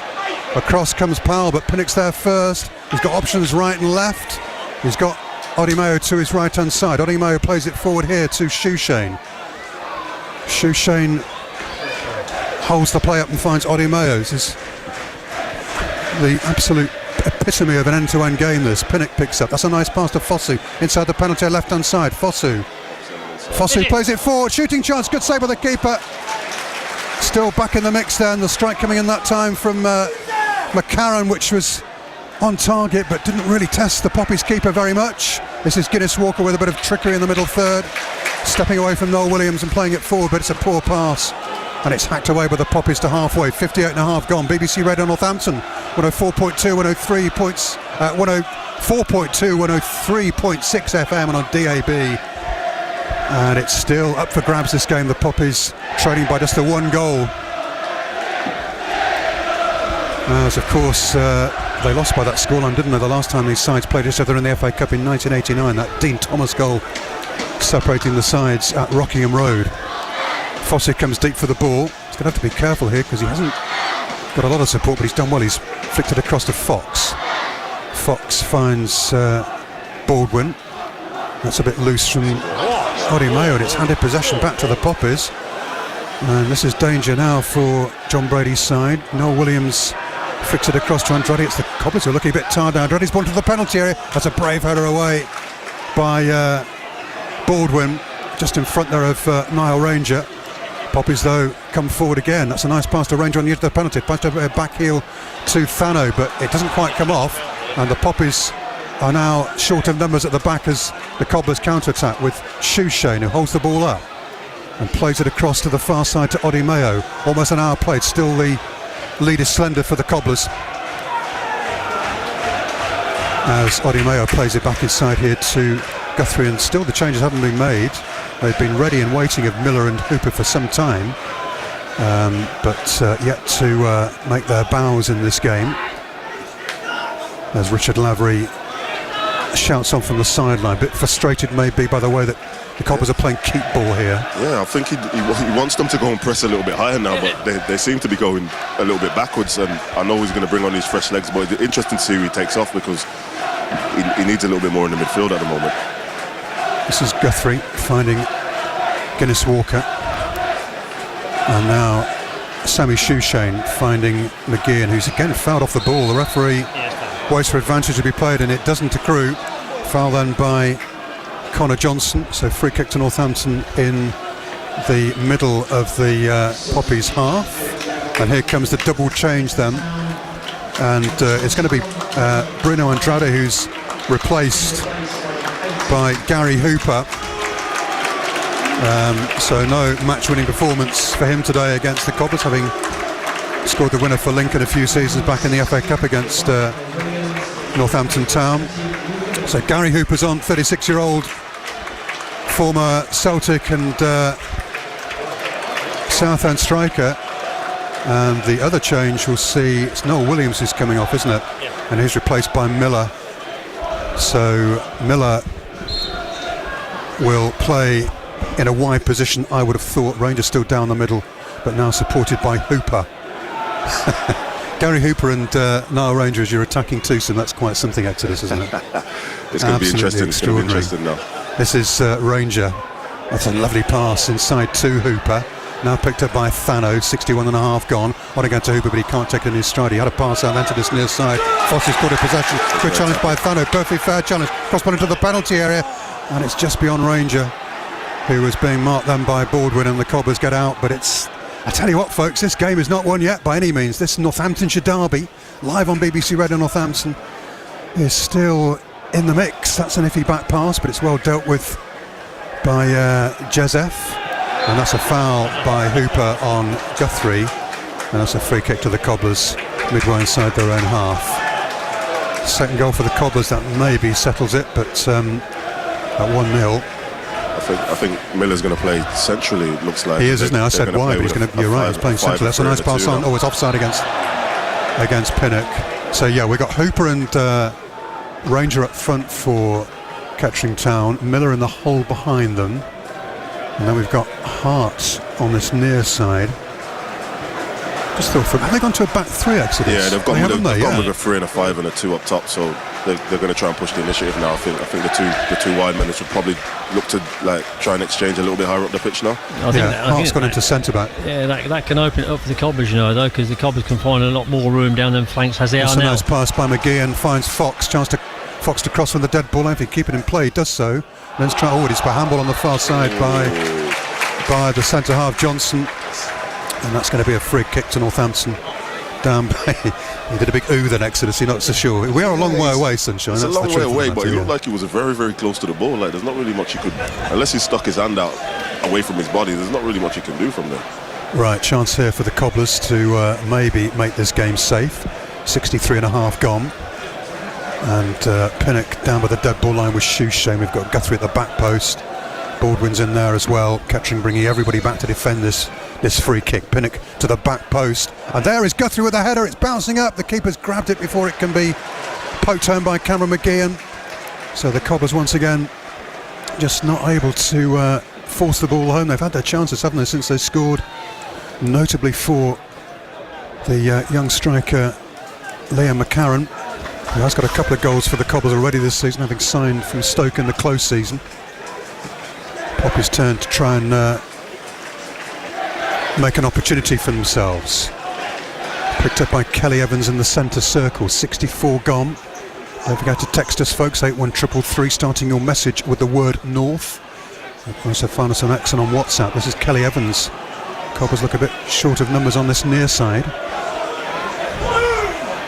Now picked up by Lewis White. Ball forward. No offside. There's a flag. It comes late again, but it does come, and that's a free kick for Northampton for offside against the Poppies. And it stays at 1-0 to Northampton Town. FA Cup first round. Just to remind you, the Poppies looking to progress to the second round for the first time since 2009, and the Cobblers for the first time since 2019. And I think, guys, that's now 4 second round cup appearances. I think appearances for Brackley after their win today. That's a fine record for a non-league side. We've never played at the highest level of non-league football.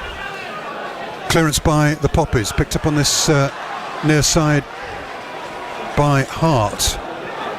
He's going to cross in here right-footed. It's a decent delivery to the back post. Odimayo's there though to clear it. Not the best of clearances, picked up by Shushain, who, oh dear, poor clearance by him.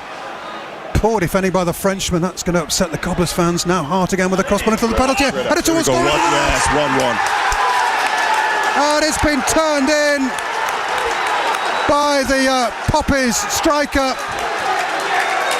And I think it was Wilson who got the final touch, wasn't it?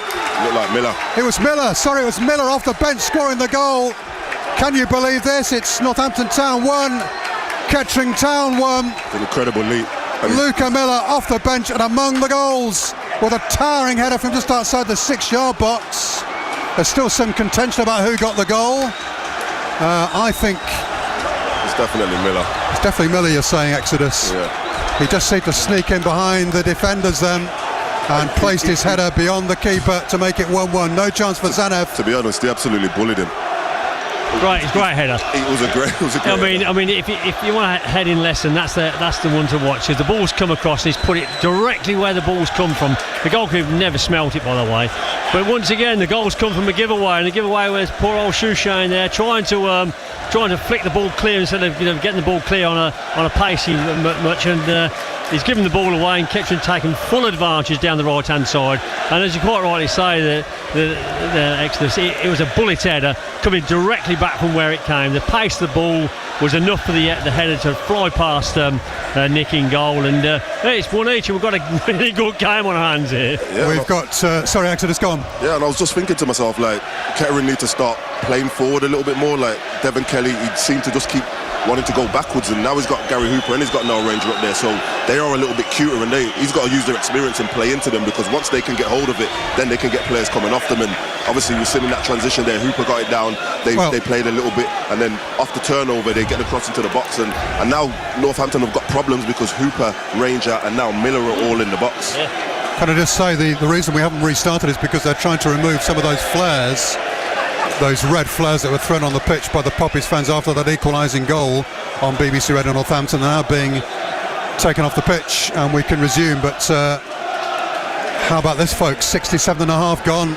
Northampton Town 1, Kettering Town 1. Luca Miller, the local boy, the Kettering boy, has equalised here for the Poppies, and we've got a game on our hands. You thought the Cobblers might just draw away in the second half and make their advantage count, but not the case. Fox forward. Foss on this near side won't chase that, and it'll drift out tamely for a goal kick. And let's just take note of this, shall we, folks? Let's just take a moment and reflect upon this. We've got 22 minutes of this Northamptonshire derby left. It's the first time since the very beginnings of the 20th century the Poppies have scored against the Cobblers in an FA Cup tie, and they've got a chance here, the Southern League Premier Division Central side, as we're going to see McGlaw and Sarby coming on here for the Cobblers. Two defender and a midfielder coming off the bench here to just try and steady things, maybe try and contain Hooper and contain Miller. Goal kick then to Kettering, taking their time, don't go behind again, having just pulled themselves back level. This is McGeehan forward. It's not the best of pulls though, and it's cleared away by the Poppies. Bullet header by Baldwin. That's a back header which might just give a chance here to McCarran, but it's well defended that by the Poppies, well defended by Johnson. And it goes back to his keeper Dan Jezef. There's not too much momentum from the Cobblers at the moment, Peter. No, they're lacking penetration. We've got one or two players there just gone missing for a moment or two. Foster being one of them who I thought run the first half. He's been I'm seeing him in the second half, but you've got to give credit to Kettering here. Kettering changed their shape. They went to three at the back, pushed two forward, and the goal came from a giveaway. Of course it did, but they got enough players there to make sure the Cobblers were looking around one another. Can't say much about the header. The header, no goalkeeper would have smelt. So fair enough play to that one. But At the moment, Kettering, they've got the upper hand here, and the Cobblers just want to settle down a little bit. They're going to make a plethora of substitutions here, Tim. I'll leave that one to you. Yeah, we mentioned that they were going to bring on a midfielder and a defender. They're actually going to bring on 2 midfielders and a defender. And Fosu is coming across to this near side. I think that's more about him getting instructions rather than being replaced. We will see Guinness Walker replaced, so that I think will mean that Odimair goes to left back and McGlaw goes to right back. So that's the first change. Fosu isn't going to be replaced, but Sabi and Hondermark will come on for McCarran. And sorry, Peter? Yeah, cramp McCarran did. Yeah, so Hondermark for McCarran, and Sabi will come on for Shushane, who's had a bit of a curious egg of a game here for Northampton Town tonight in this FA Cup first round game. We're approaching 7 o'clock. And we're approaching a very important 20 minutes in Northamptonshire football history. 20 minutes on the clock for either side to break the deadlock, and you wouldn't put it past the Poppies to achieve that. This is possession through Sabi. It's a poor pass though. Poppies pick up again on this near side. Shooting chance for Hard. He might think about a shot inside the penalty. Onto his left foot. Blocked well by Sabi, making it for his earlier mistake when he just handed possession back very casually. Kelly Evans now on this near side. And now on this near side with Hart, who crosses in, gets a deflection. That'll be stabbed away by Pinnock, but there's no out ball for him. And the Poppies at the moment have the Cobblers pinned inside their own half. That's a nice ball forward to McGeehan though. And McGeehan is guilty of committing a foul. And it gives the Poppies a...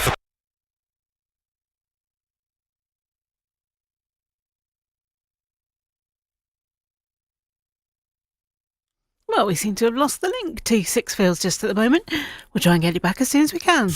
Annabelle Amos at breakfast. Heidi, to the nearest 100, what is the population of Northampton? Population of Northampton. Oh, I'm going to embarrass myself so much here. Population of Northampton is 55,000. Oh, I don't know. Heidi, I reckon you're about 200,000. How could you do this to me? I'm never coming on here again. 243,511 is Northampton, Heidi. But It's going to be 510 odd, so Heidi has to move out. Annabelle Amos at breakfast. Weekdays from 6. BBC Radio Northampton. Well, apologies, we've lost the line to Sixfields. We will get that back as soon as we possibly can. In the meantime, it was a good win today for the Steelmen. Here's Chuck Middleton. Full time here at Steel Park. It ended Corby Town 3, Shepshed Dynamo 2. Corby T top of the league with a victory here, but it was 3-2 with a late goal coming from Shepshed. The Steelmen 2 up at the break, goals from Tristan Thompson-Matthews and Jack Keeble, but within seconds of the restart, Dynamo pulled one back thanks to Captain Dunkley. 2 goals were then restored on 51 minutes. Callum Milne with a goal, a long shot but on target. Alfie Wren was close on the hour mark as Shepshed threw on a couple of subs, followed by Corby's bench doing the same. The 700 fans certainly enjoying the football, if not the weather or the last minute goal that Shepshed put Corby under pressure as Corby pressed the ball around, held possession and collected another 3 points this afternoon. But with no game for 2 weeks, it will give a little time to recover. But another good victory and team performance by Corby. Victory this afternoon, Corby Town 3, Shepshed Dynamo 2. Thanks, Chuck. You're listening to BBC Radio Northampton. We are hoping to return to Sixfields very shortly. You're not missing anything just at the moment as far as I can see, but as soon as we've established the link back there, we will head there, of course, as soon as we possibly can. In the meantime, well done to Brackley Town, who are through to the second round of the FA Cup. They won on penalties after extra time, 5-4, and we can hand back to Sixfields. Here's Tim. Thanks, Helen. You didn't miss anything. We just had a break in play for the Kettering injury, but we're underway again with McGlaw, who crosses in right-footed. That's going to be right down the throat of the Kettering keeper, Jezef. Neither Fosu or McGeehan could get into position and to score.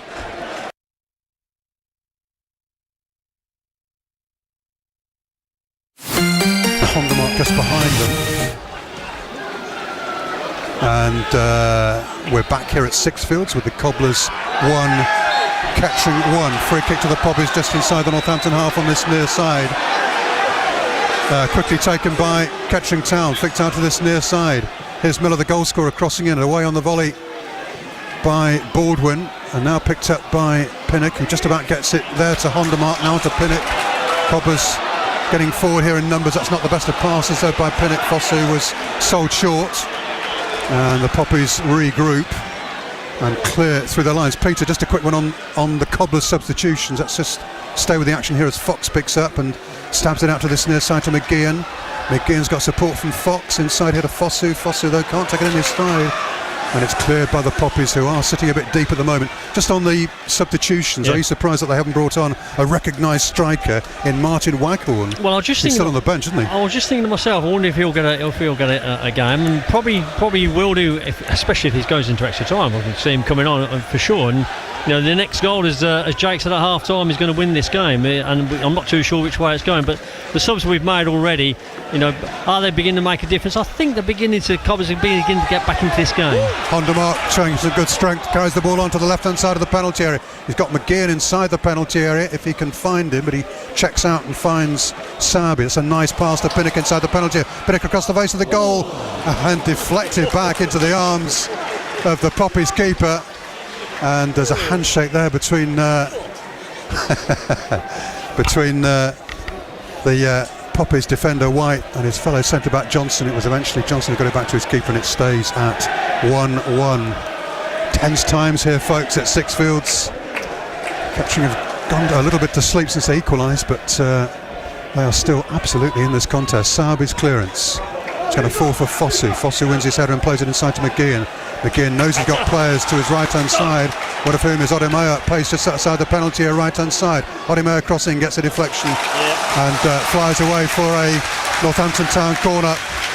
As Northampton Town start to up the pace a little bit here and take the game to Kettering, Peter. Up in the pace. That's what the Cobbers would need to do. They need to make sure the back four or back five of Kettering are beginning to turn, because beginning to turn this stage of the game, they're going to get tired. And the more we can push through and make them turn, the more chances the Cobbers will get for sure going forward in this last 15 minutes or so. 13 to go. We're going to see another change here. We're going to see Storer come on for Kettering. Gary Storer, long-serving midfielder, who's just taking on some refreshments here in front of us, in front of the Poppies dugout. Pinnock into the near post. It's not deep enough. Baldwin can't get there. Sabi tries to recycle and just about manages that. Now Pinnock picks up, feeds it to Baldwin. Baldwin onto his left foot, crossing into the far post, looking for Guthrie. Guthrie with the keeper, and gathered out of the sky in fine style by Dan Jessef. Stays at 1-1, 77.5 gone.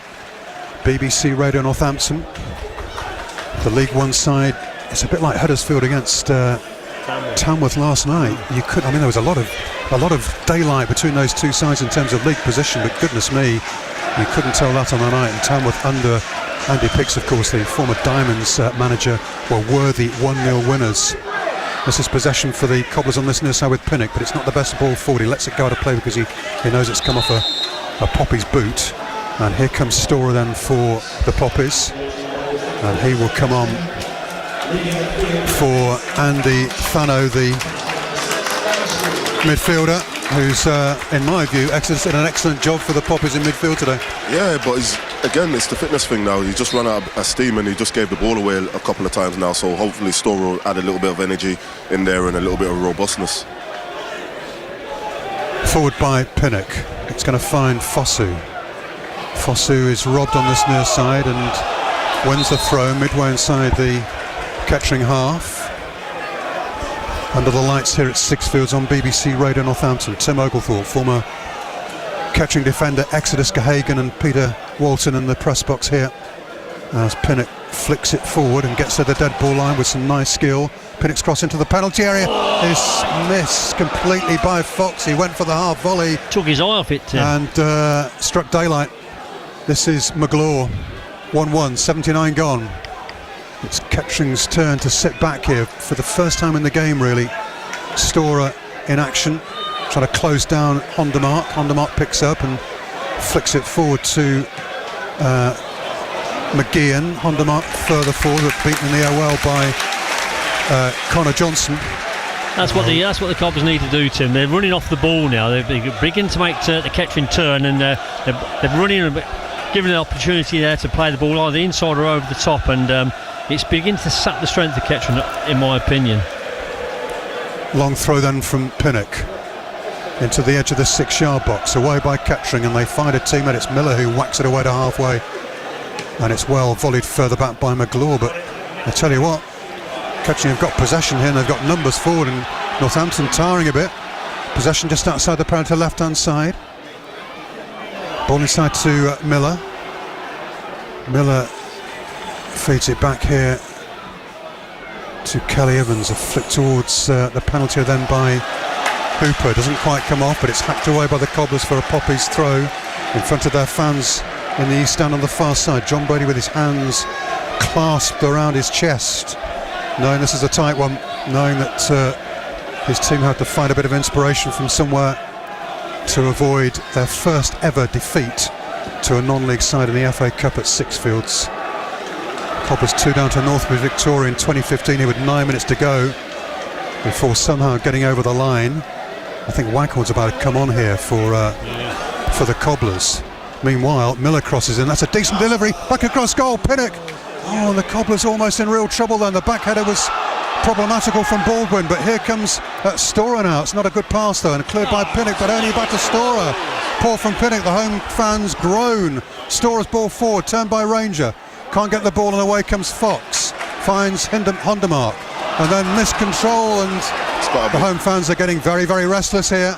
This is good work by Kelly Evans. He might try a shot. He crosses in. It's hacked away by McGlaw, but there's nervousness, Peter, about the way the Cobblers are defending. Well, there's nervousness because the Cobblers here have suddenly stopped passing to one another for some unknown reason, and getting a bit panicky themselves and just hoofing the ball and leaving the ball for Kettering to pick up. But thankfully they got the ball again.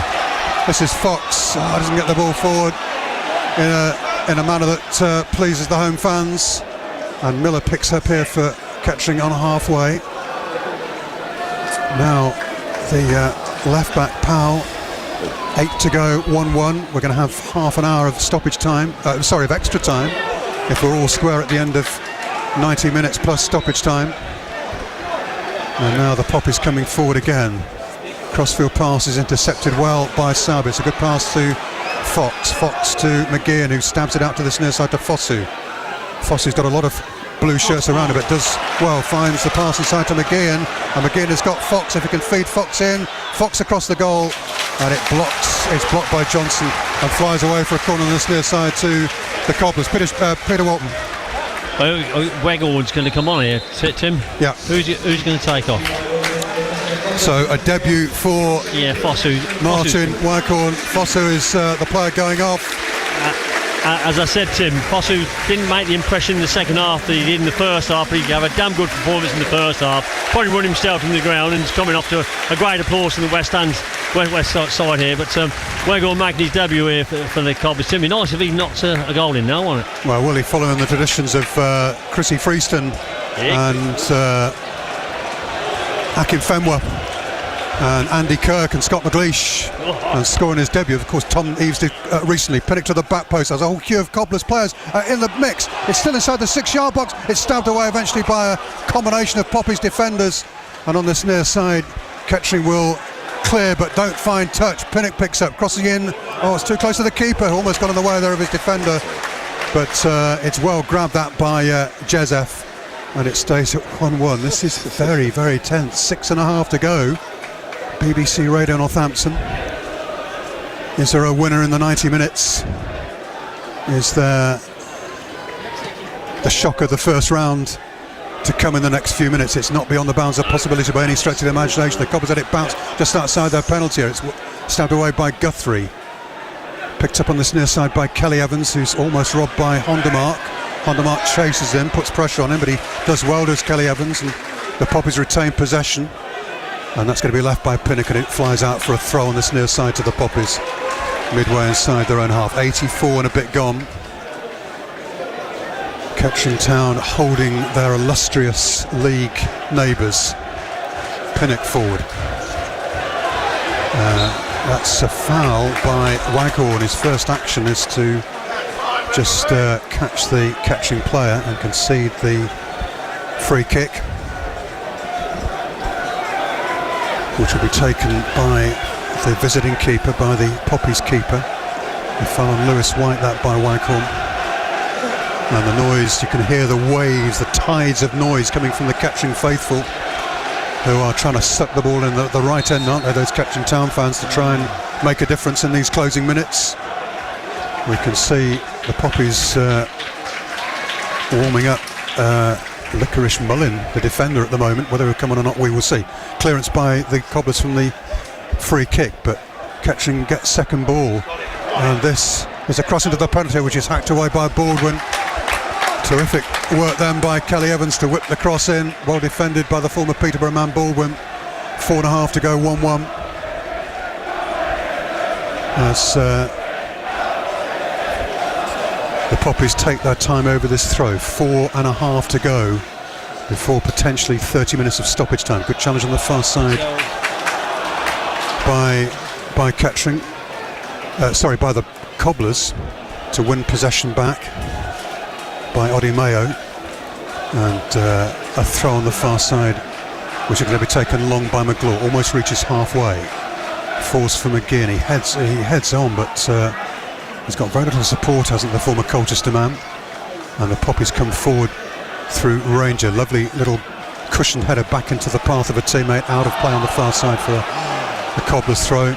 I'd have thought Exodus, it would be in Kettering's interest, wouldn't it, to try and push on and grab a winner here. If it goes to extra time, does that kind of hand the initiative back to Northampton with that extra time to win this game?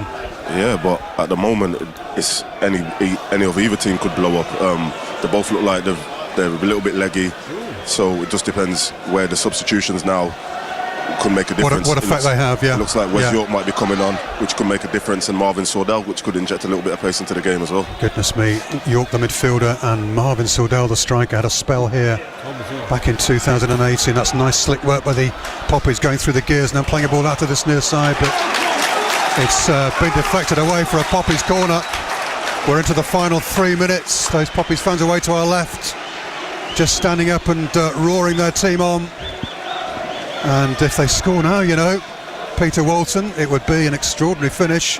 Kettering would have only a few minutes to hang on to their lead. It is 1-1, by the way, but they've got a corner. They've got a corner, and it's down the end where their packed visiting supporters are assembled, and the Cobblers have just gone off the boil for some reason. I think the substitutes haven't quite sort of worked out who's playing where at the moment, and we've seen a couple of times where the ball has been cleared, but there's been nobody there to pick it up, and Kettering have come back again at us. Left-footed corner. It's probably got a bit too much on it. It has to be defended though by McGlaw before Storer can get there. He whips it in right-footed. Zanev comes. He's lost it. And it's a fortunate break for Zanev, because at the back post was Pinnock, who just whacks it forward to no great purpose. Poppies come again. Poppies, you know what, folks, they look the more assured at the moment, and they've got possession just outside the penalty. Shot towards the target, drilled very hard indeed, that by Gary Hooper, and thankfully from a Cobblers perspective it was straight at the home keeper. But if he'd managed to angle that either side of Zanev, that could have been 2-1 to the Poppies. Yeah, but he didn't, did he? And Nick was right behind it. It was no problem at all. This is Hondermark in the middle third. Into the final 2 minutes. Cobblers tend to come forward now with Fox. Finds Odi Mayo. A goal now wins the contest. Odi Mayo to the penalty. It's not good enough. It's not deep enough. And that's going to bounce and almost distract Baldwin, but he gets it forward to Pinnock, who flicks it on. Offside against Wycombe, who's not the tallest of strikers. We're going to see a change then. We're going to see York come on for the Poppies. Wesley York, and he will come on for the last minute or so of the 90 minutes, plus potentially, well, obviously for stoppage time as well, and potentially of course then for extra time. Frankie Fry in discussion on this near side with the player that's been taken off, Wilson. Into the last minute then. Was Guthrie being fouled then? No, says the linesman, who takes a long time before giving the Poppies the throw.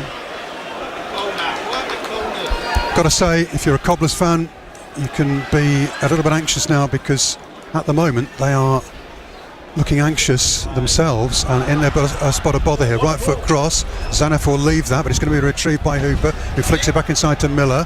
Stora's there as well. Stora battling for it on the far side. It's hooked away by Odi Mayo, and it's a good pass, and he finds Wycombe. Good first touch by Wycombe. Fox on, almost plays it through to McGeehan, and as he got the ball away, not for the first time tonight, Fox is caught, and the free kick is given for the foul there. And it'll be a 5-minute period of stoppage time here at the end of the 90 minutes. Is there a winner for either side?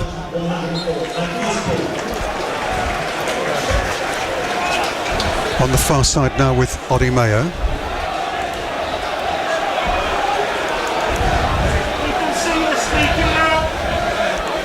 And that's Hondermar. It's a poor pass though by Sabi. And the Poppies pick up loose possession in the middle third. Across there comes McGlaw with good control, feeds it forward here at Odi Mayo. It's a poor pass inside though. Fox will have to battle for it. It's a good challenge by Fox. And on the front foot now is Hondermark, but Hondermark is being hustled and bustled off it by Stora. It's good strength, just sheer strength there from Gary Stora. Clearance by Guthrie. And that's going to go out of play for a Poppy's throw. John Brady thought it should have been Northampton's way, but the linesman indicates it's a Kettering Town throw. We are a minute of the 5 into stoppage time. It's 1-1 here on BBC Radio Northampton, and Kettering Town, top of the Southern League Premier Central Division, having their best FA Cup experience for well over a decade for sure.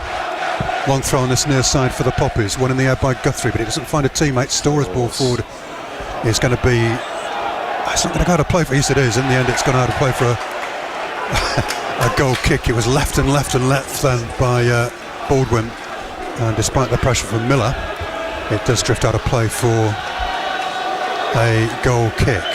Hooper, Miller and Niall Range are the 3 front runners here for the Poppies.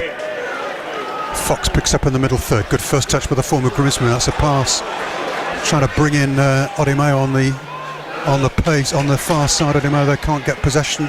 Cleared by the Poppies. Not the best of clearances though. It's picked up well by Guthrie, who stumbles and then can't play a pass forward. Good strength by Hondermark. Too much strength, says the referee.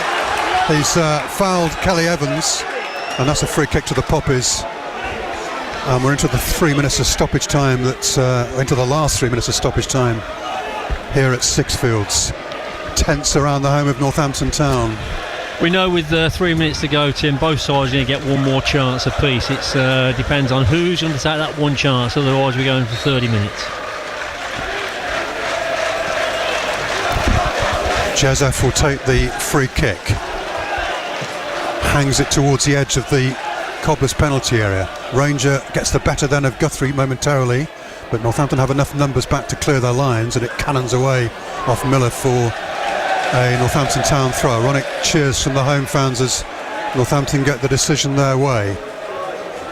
Time is running out though for a winner in the 90 minutes plus stoppage time.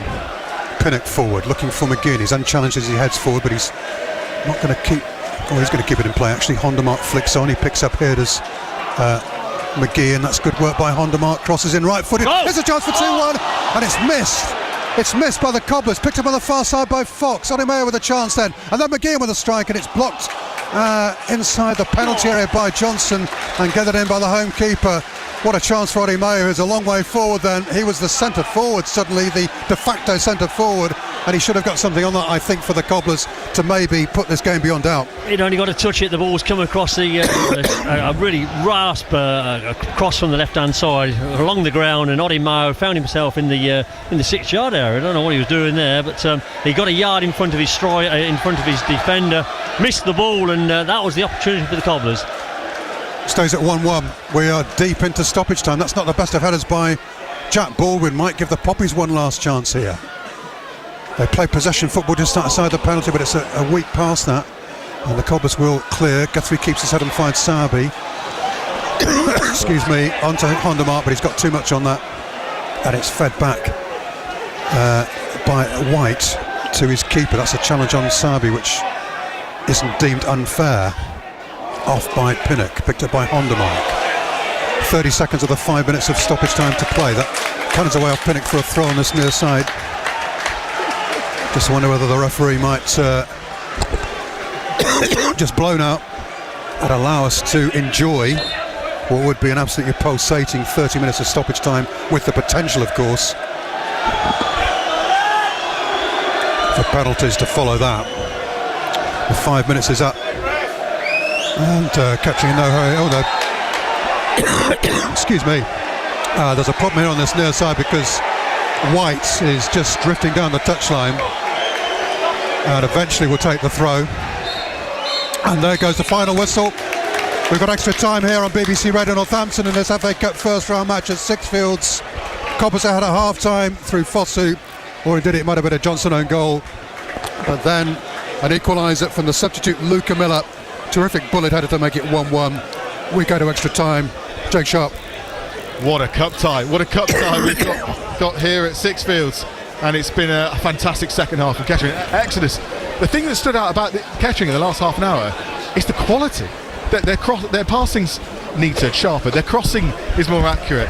They've just been better in every department than the Cobblers. Yeah, I think Northampton have let them off the hook a little bit. Maybe the new players, the players that haven't been playing regularly in the Northampton side, they've blown up a little bit and they've started to tire a little bit, as well as Kettering. And now the fresh legs of Kettering, Miller, Hooper, they've come on and they've just changed the direction of where the game is, and the momentum seems to have shifted in Kettering's favour. They didn't start the second half well, Cobblers, did they, Peter? And that kind of set the tone for it, isn't it? You know it's so difficult to get yourself into the game when you start that slowly. Yeah, we showed the way to take the game to Kettering in the first half when we started on the front foot, and we had the first sort of 10 minutes to ourselves, and Kettering came into the game in the first half. But in the second half we just started off sluggishly a little bit, and I think Exodus mentioned it in commentary. They looked a bit tired, a bit leggy, and which was a surprise to me. And in fairness to Kettering finished on the high there. As we go into extra time, maybe fitness will play a part, although both teams have made a number of substitutes, so it's bringing extra energy onto that field of play.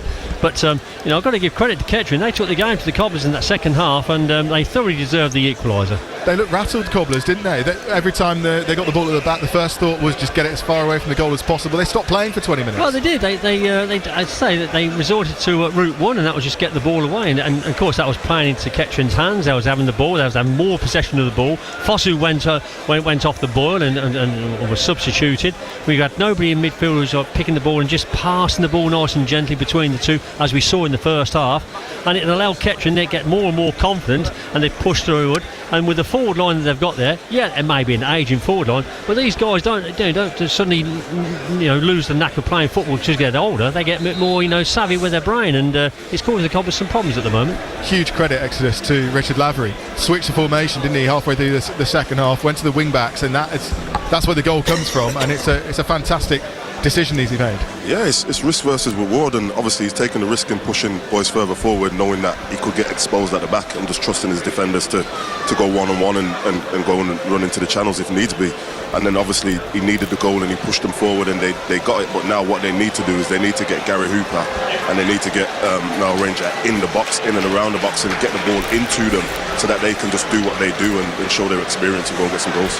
Here we go. How are your nerves? One apiece at the end of 90 minutes. Half an hour of extra time to come, and if that doesn't settle things, we'll have penalties to come here at Sixfields. Extra time underway in a few moments' time. Cobbler's about to make a sub as well, and to take you through it, Exodus, Peter and Tim.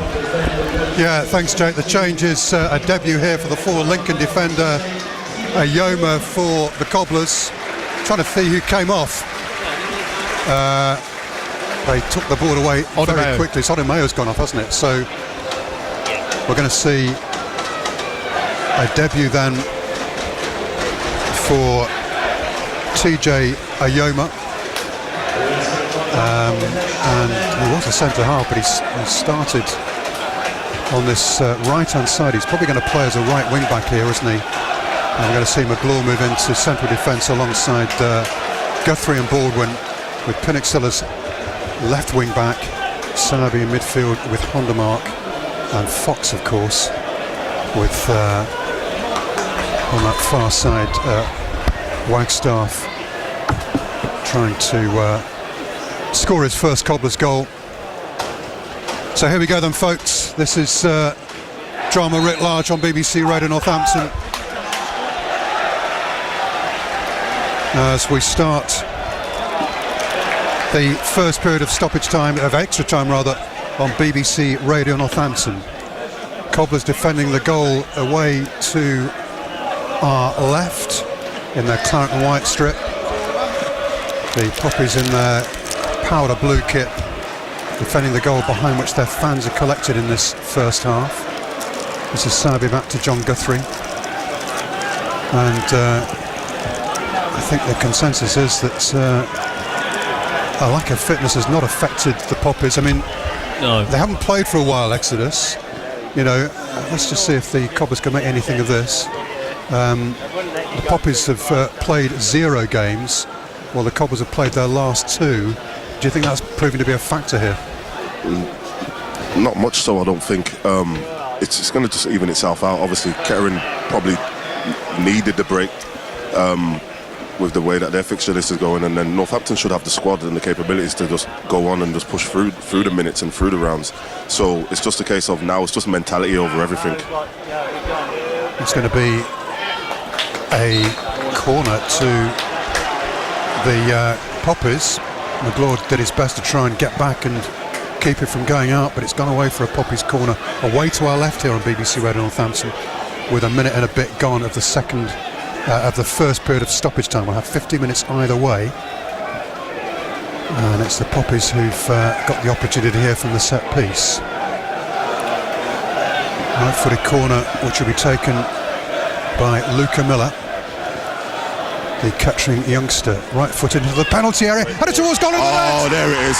Oh my That's goodness me, can you believe that? Niall Ranger has put Kettering Town ahead inside the first 2 minutes of extra time here at Sixfields, and there's a huge story brewing here in the FA Cup first round. Miller's corner just picking out Ranger, who rose and hung there and powers home to give Kettering Town the lead for the first time in this FA Cup first round tie. That is unbelievable. The side 79 places below the Cobblers have taken this game by the scruff of the neck and have come from behind to lead here. Northampton 1, Kettering 2. Niall Ranger takes his boots off to celebrate. If you look online, you will see his little online celebration is of him opening his mouth and showing us a little heart on his tongue to celebrate one of his goals. But he's got one here tonight, and it's made the score unbelievably. Northampton Town 1, Kettering Town 2. Exodus. Yeah, and I said it, you've got to get the ball in the box and get Niall Ranger on top of it, and it was a great ball from Miller, and Niall just committed, and he just had the mentality to get there first, and nobody else was going to beat him to the ball. Peter. Yeah, we've said before that Rangers caused us issues in winning the ball in open play, and that was a set piece from a corner kick there, and he just rose like a salmon and bulleted it ahead of past Nick there, and richly deserved in terms of wanting to get to the ball, but very disappointing from a defending point of view. There was no one near him. This is Northampton trying to get back into the contest here. This is Ranger though.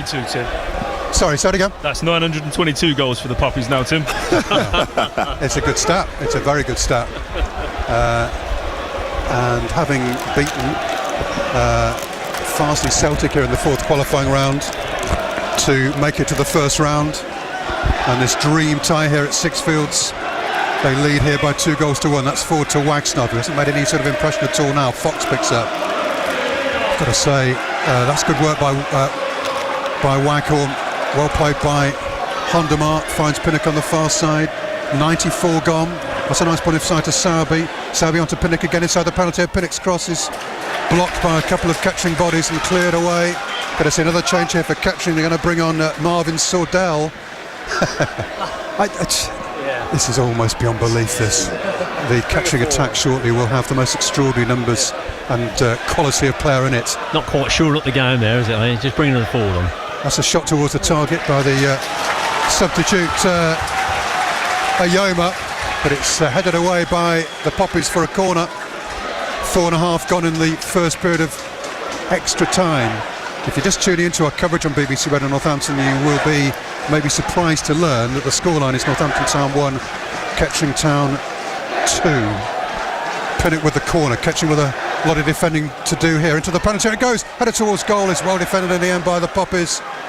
Recycled by McGlaw. McGlaw now forward to Fox, who turns in the edge of the penalty area, shoots, it's blocked and hacked away by Kettering. Anywhere will do at the moment for them. They have got a lot of time to defend this 2-1 lead. If they're going to sit back as deeply as this Exodus on a regular basis, they're going to have to work very hard to defend this lead. We'll come to Exodus shortly. Let's just stay with the action here at Sixfields. BBC Radio Northampton. Tim Oglethorpe, the former Kettering defender, Exodus Gahagan, and the former professional referee, Premier League referee indeed, Peter Walton, watching on, I would suggest, with a bit of bemusement here. We're going to have Sordell on shortly, Marvin Sordell, and we'll see who he comes on for first before we talk about that mouth-watering Kettering forward line. On this near side with Ayoma, who tries to... That's excellent defending by York, isn't it? Gets his body in the way and blocks off, and then wins the free kick for the foul by Ayoma. So change here. Sordell will come on for Niall Ranger. We almost had an attack then of Sordell, Ranger and Hooper, but it won't quite be that way. And some applause, big applause here for Niall Ranger, who may well have scored the goal. Well, I say may well. We'll wait and see, won't we, folks? A bit premature to say that, but he could have scored the goal here, which knocks Northampton Town out of the FA Cup and inflicts a home defeat against non-league opposition for the first time in their history at Sixfields in the FA Cup. Only one Niall Ranger seeing the Poppies fans. He's taking handshakes and fist pumps from everybody else on the Poppies bench. And meanwhile, eventually we're going to get a free kick here for the Poppies deep inside their own half, just to the left of the penalty area. Hooper can't keep it in place. A throw to Northampton, who need, I think, Peter Walton a bit more zim and a bit more zip there. They're sluggish, aren't they? Yeah, well, they are sluggish, but what's happened now is because Kettering scored that goal, the Cobblers suddenly woke up and thought, hang on, we need to start moving this ball around quicker, and if they can continue this tempo, then hopefully they'll catch Kettering on the hook. But they've got to be more precise with their passing, and at the moment they've got the ball now, Tim, and you don't see them letting it go again. Sabi just about right, the challenge there from Storer. A bit more the best slicker. of balls to McGee, and Kettering also foul, says the referee on the far side. So handball, sorry, when he went to ground he handled it, so it's a free kick to Northampton. And here's a set piece opportunity to maybe get themselves level. 97 minutes gone, so 7 minutes of the first period of extra time here. And Northampton, Kettering are exactly smaller. They've got players of big stature at the back now, including Sordell. But Pinnock will try and find Guthrie, maybe Baldwin. Pinnock's ball to the back post. Guthrie's in there. It falls now for McGeehan. McGeehan can't control it at the first instance, but he crosses it in right-footed. That'll find Fox. Fox turns, goes back to Ayoma, who crosses in right-footed. Guthrie's there. Guthrie wins the header, not quite. It's going to fall inside the penalty area before it's hacked away by Kettering, before the likes of McGlaw or Sabi or Guthrie could apply a goal-scoring touch. 98 and a half gone, 1-2. Sabi. The home fans are not happy. It's accurate to say that there are some Cobblers fans who think, I'm not suggesting this is a consensus, but there is a view that John Brady's job might be on the line if they lose this game. Sorry, Exeter was going to say. I was going to say it was just interesting if they can get Marvin Sordell running and turning Northampton the other way now. Almost in behind Guthrie. 99 gone. Now Hondermark, bit of space just inside his own half, but Kettering back in numbers if you'd expect them to be. Ayoma. He finds McGlaw, and the Cobblers have to be patient here. Kettering still very well organised. That's a good pass by Baldwin. Trademark pass forward at an angle to McGeehan, and on the far side now with Pinnock. Pinnock, he's been dispossessed. Falls now for Sabi. Sabi has a pass inside here to Hondermark. Hondermark to Pinnock, who flicks it across here to McGlaw, but there's no real momentum about the Cobblers. McGlaw's cross. Fox tries to control it. High foot, was it? No, referee says play on, but that's for the benefit of the Poppies, but the ball forward is poor. Didn't bring in Sordell. That pass forward by the Poppers defender White, and the Cobbers get possession back. 5 minutes of the first period of extra time to play. Kettering Town leading by 2 goals to 1. Peter Walton expressing frustration here at the way the Cobbers are just not really putting any pressure on that Poppers defence. They've not created a decent chance in the last few minutes, that's for sure. That's a nice pass there again by Borden to McGeehan, but a space just outside the penalty area. McGeehan across to Pinnock. Pinnock crosses in, drilled to the back post, away by the Poppies. You know, I think what Gobbler's trying to do, trying to pull Kettering out of shape. Kettering's back 5 or back 4 have been really solid in their stature, and I'm sure Exeter knows more about that than I do, but the Cobbers are trying to pass the ball around just to tease them back out, and nothing's given way at the moment. Waghorn comes deep for the ball. That's always a bad sign, isn't it, when you have to have a striker who's coming so deep for the ball, and Hondermark's going to be in quite a possession. Kelly Evans racing through. Was he fouled? No dice, says the referee. Kettering on the back foot now. McGlaw's crossfield pass is going to be out of play for a Poppy's throw on the far side. It was missed on the far side by Hart, who's gone to ground holding his left thigh. I wonder whether that's is that cramp, do you think, Exodus? Yeah, it's probably a little bit of cramp, a little bit of gameplay. Obviously, he wants to kill the minutes down, so I would as well. But in terms of the Kettering back 4, yeah, Northampton are trying to just wait for somebody to jump, being disciplined and bite, and then they can activate the space. But it doesn't look like anybody in the Kettering side in the back 4s, in the back 5 looking to step in right now. So Northampton are going to have to try and find another way. 101 minutes of this FA Cup first round played. Poppers looking for a first round win for the first time since 2009, beaten at Sutton in 2011, but last winning up in the North East against Hartlepool at this stage 2 years earlier than that, and as Chance has been saying, 922 goals now scored by the Poppers, whose notable league scalps in the past have included Bristol Rovers, Swansea Town before they became a city, Notts County, and also Oxford United, of course, back in the 1970s when they won a replay there with a Derek Dugan goal from close range after a 1-1 draw at Rockingham Road. Derek Dugan, they're Kettering with the first club to have sponsorships on their shirt, weren't they? Kettering Tyres. That was Derek Dugan, wasn't it? He was, yeah. He was a very innovative fellow, was the Irishman. Right, 103 gone. Hart's okay now. He's going to be able to carry on for the Poppers. And there's another Poppers player who's just going through some motions just outside his penalty. In fact, it's the other left back stroke wing back on this near side now, Powell. He's also maybe struggling a bit with cramp, and maybe that break has taken the heat out of the game for the moment. There's no sign of a Cobbers equaliser. That's a good challenge. That's a high challenge by Hondermark, and he could be in real trouble here. Ben Hondermark has got a yellow card. Well, that could have been the final straw for the Cobblers had Hondermark's challenge been that much higher, and it had led to a red card. But the referee very quickly on the scene, handing out the yellow card as Northampton Town's frustration continues. 103 minutes gone, and Northampton Town have to find an equaliser from somewhere to avoid huge humiliation. That free kick given away there by Will is just allowed Kettering now just to sit on the ball again, and another minute goes on the clock. They've got to be careful not to hand this to Kettering. They've got to keep this ball in play and move the ball quicker. I know it's extra time, but they've got to move the ball quicker to try and pull Kettering out of shape. Powell, who's been in the walls already with his scramp, was the player that was caught there by Hondermark. Here's Hondermark again, doing his best to try and get the Cobblers galvanised. That's a nice ball down the line to Hooper. It stayed in. Hooper to the dead ball line. The Cobblers fans in front of us think that went out, but Hooper doing ever so well on this near side. And he's then dispossessed, but the Cobblers still with work to do to clear their lines.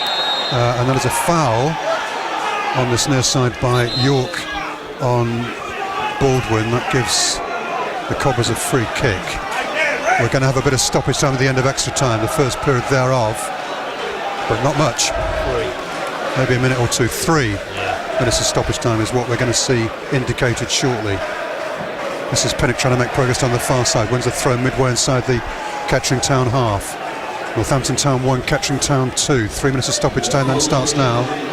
Kettering heading for their first ever FA Cup win against the side from up the A43 or down the A43. Northampton try again on this near side with Hondermark. Pass forward to Ayoma. Now Hondermark cuts inside, but Kettering, to their credit, Exodus are just blocking all the gaps, aren't they? Yeah, they're just no way filling, through at the moment. in, and Northampton have got to find a way. This is Fox, right foot cross. Not deep enough really, cleared any as far as Hondermark, but he can't control it. Can't get himself into a shooting position. Sabi loops the ball forward. Horn tries to turn but can't do so. Then volleyed forward by Ball. It's a bit hit and hope that. There's no flag being raised on this near side, so Kettering have to play this. And from deep inside his own half, York does well, turns, keeps his head, the experienced midfielder, and clears his lines. Kelly Evans on this near side has had a bit of control to find Hooper. Hooper's well challenged by Baldwin, but Kettering retain possession, then it's lost by Kelly Evans, and that's a ball forward by Hondermark, which almost had Wycorn racing through the middle, but it's well intercepted by Storer. Out of play on the far side by Kettering, but it doesn't matter because they've seen their way through here. The first of the 3 minutes of extra time at the end. The first minute of stoppage time at the end of extra time at the end of the first half thereof. This is McGlaw. Sing your hearts out for the lads, sing the Poppies fans, the Kettering fans quiet. And frankly, a bit disgruntled at the moment about the way their side is struggling. It's good work by Luca Miller to put pressure here on Fox, forward by Northampton, but it's a hit and hope ball this time. Ayoma does well, rise a couple of challenges, he's been fouled. And as we approach the end of the second minute of stoppage time, at the end of the first period of extra time, Kettering have defending to do here, and a free kick for the Cobblers from midway inside the Kettering half.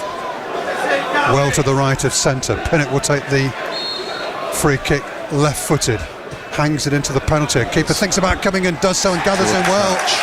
That's terrific work by Dan Jezef. He's gone to ground. That will be, I thought for a second then the referee was going to blow for half-time, but he's just making sure that Jezef is okay.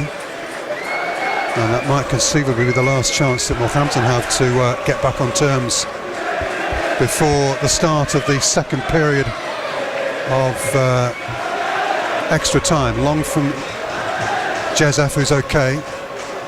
Guthrie finds McGlaw into the middle third. Controlled but not for any great purpose by McGeehan. That's a slightly wayward pass by the Poppies there. It gives Pinnock a chance to run towards the Kettering penalty. Pinnock forward to Wagner, who dummies it, hoping that McGeehan would pick up, and there goes the half-time whistle at the end of the first period of extra time, and the boos ring around the West Stand as the Cobblers fans realise that they could be on the end of an extraordinary scoreline here and an extraordinary result. I'm going to bring in Chance, who's been watching nervously from the sidelines. This is remarkable, isn't it? This is, Tim, to be honest. I think the minute Kettering got that equaliser, they wanted it more than Northampton, and we've really seen the determination, and we've seen the side that, you know, is the part-time side but hasn't had the legs go, Tim. You know, Pete, you might agree with that. X, you might as well. The argument was who's going to be most fit come near the end of the 90. Kettering haven't shown that they're really faltering, and Rich Lavery's made some very smart substitutions, and the change in formation, everything else since then, it just seems to have worked for the Poppies, really. I think what Kettering have done is, you mentioned the change in the formation, which they did, post into the second half. And what's happened is that as the substitutes have been made, they've slotted in very nicely as well, and the pattern's still there. Whereas, the Cobblers have made a number of substitutions, and we're not quite too sure which pattern we're playing to at the moment. Are we playing a long ball? Are we trying to keep the ball? And Kettering, as Exodus has said, keeping a really tight back four, a midfield three there, two banks there to get through, and Cobblers at the moment cannot find a way to get through. What they shouldn't do at the moment is just let this game lapse now in the last 15 minutes. I know there's tiredness, I know there's fatigue in there, but they must keep the ball being passed, and the ball can run quicker than you can, so pass the ball between yourselves and try and pull Kettering out of shape. Ran out of ideas a bit in that first half extra time, didn't they, the Cobblers? They're going to have to pull something out the hat here, and Poppies on the cusp of something very special. Two fantastic headers are the Poppies going to beat the Cobblers for the first time in their history in a competitive match and see themselves through to the second round of the FA Cup. Are we about to witness some history here at Sixfields? It's all to play for in the next 15 minutes, and Tim will take you through it. Thanks, Jake. Yeah, hang on to your hats, folks, because this is, whatever happens now, it's going to be a big and significant chapter in Northamptonshire football history. The 1989 game is remembered just because it took place, and the 2024 game, which has had far more drama and incident in it, will be remembered for many years to come, especially if the Poppies can hang on to this lead. They have the advantage by 2-1, and we're into the final 15 minutes of the contest. The Poppies defending the goal away to our left. That's a ball inside, which is fortuitously for Ayoma going to find Baldwin, and he finds Pinnock on this near side. Pinnock's right foot cross to the back post, away by York. That's a misplaced pass which the Cobblers have to try and retrieve. Baldwin does well and finds McGlaw. We've now got John Guthrie playing up top, I think on a permanent basis. Didn't see this on Tuesday against Lincoln when we thought it might, but it's going to happen tonight for sure. Guthrie using his height to try and effect an equaliser here. That's a race which McGlaw has to win. Sordell almost in on him, but helped out by Zaneff then was Tyler McGlaw, and he whacks it long, and it's controlled and kept in play by Pinnock. Cleared by Kettering. Kelly Evans picks up with nice control, and that's a ball to nothing really from the midfielder, and it's through to the Cobblers keeper Zaneff. 106 minutes gone on BBC Radio Northampton, 104.2, 103.6 FM and on DAB. This is Ayoma.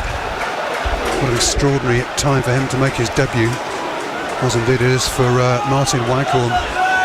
Thrown into this cauldron here at Sixfields, the two debutants. That's Guthrie for, that's a nice pass inside to Waghorn. Waghorn just outside the penalty area, gets it out to Pinnock. Pinnock drills it into the penalty to the back post, falls on the far side here for Ayoma, couldn't take it in his stride, and in trying to win the ball back, commits a foul, and Kettering get a free kick. It was a terrific cross that from Pinnock, but not the finish that the Cobblers were looking for. Peter Walsh. No, it wasn't indeed. Again, but the Cobblers, getting the ball there, moving the ball quite quickly there. Pinnock whipping the ball off with his left foot. He's got a terrific left foot, by the way, and the ball's gone across at speed, but just overrun the forward line coming through, and it's gone for a foul to Kettering, who are now beginning to take the time, as you would expect. 107 gone. Once we get to 120, Kettering Town will be pretty much over the line. They lead thanks to that extra time goal from Niall Ranger to make it 2-1 after the own goal by Johnson had given Northampton the lead, before the header by Miller had given the Poppies parity. Extraordinary thing that were those two reliable centre-backs. Foul in the middle third on Sordell, but the referee plays advantage, and Kettering incredibly looking to make this game safe. York on the far side, right foot crosses volleyed away by Baldwin. Back into the mix again from the Poppies, but gathered in by Zaneff, and he throws it out quickly to Pinnock. Desperate times these for both sides, especially for the Cobblers. Never beaten at Sixfields against a non-league side. They're about to suffer that fate potentially. This is Waghorn leaving it to McGee, and Waghorn turns, looks to shoot. But he didn't pass, and it's cleared away by the Poppies. Richard Lavery at the edge of his technical area. Frankie Fry's there as well, the first team coach, just urging his side to get over the line. On the far side with McGlaw, hangs it towards the edge of the Poppies penalty area. Guthrie is unable to take it in his stride, but it's out on this near side from Fox, and that's poor from Pinnock, but he'll get lucky. It's played forward by Honderman, that's poor as well. It's not just that the Cobblers are losing, Peter, they're not playing that well. They look leggy. They look leggy. Oh, back pass, chance here for the Cobblers. Oh, wow. Oh my goodness me, the back pass by Kelly Evans was horribly short, but Waghorn couldn't control it, and it trickles through to the Kettering keeper Joseph. Almost a gift from the gods then for Northampton Town. On his debut, of course, Martin Waghorn, but he couldn't convert the 34-year-old, and it stays at 1-2, and the time wasting is continuing from Joseph, but eventually he goes long, and it's controlled by Fox on halfway. He's going to try and find Pinnock, who's playing at left wing back, and is pretty much all attack now from the Northampton Town number 10. Forward by the Poppies. Had a play on this near side, but time against Northampton Town. We're into the last 10 minutes of the contest. We'll have penalties if the Cobbers can draw level. So the Poppies, having trailed in the first half, very much in the box seat. Away by Kettering. The ball is fielded by John Brady. And now Pinnock on this near side, loops it towards Guthrie, who flicks inside but doesn't find a teammate. Cleared by the Poppies.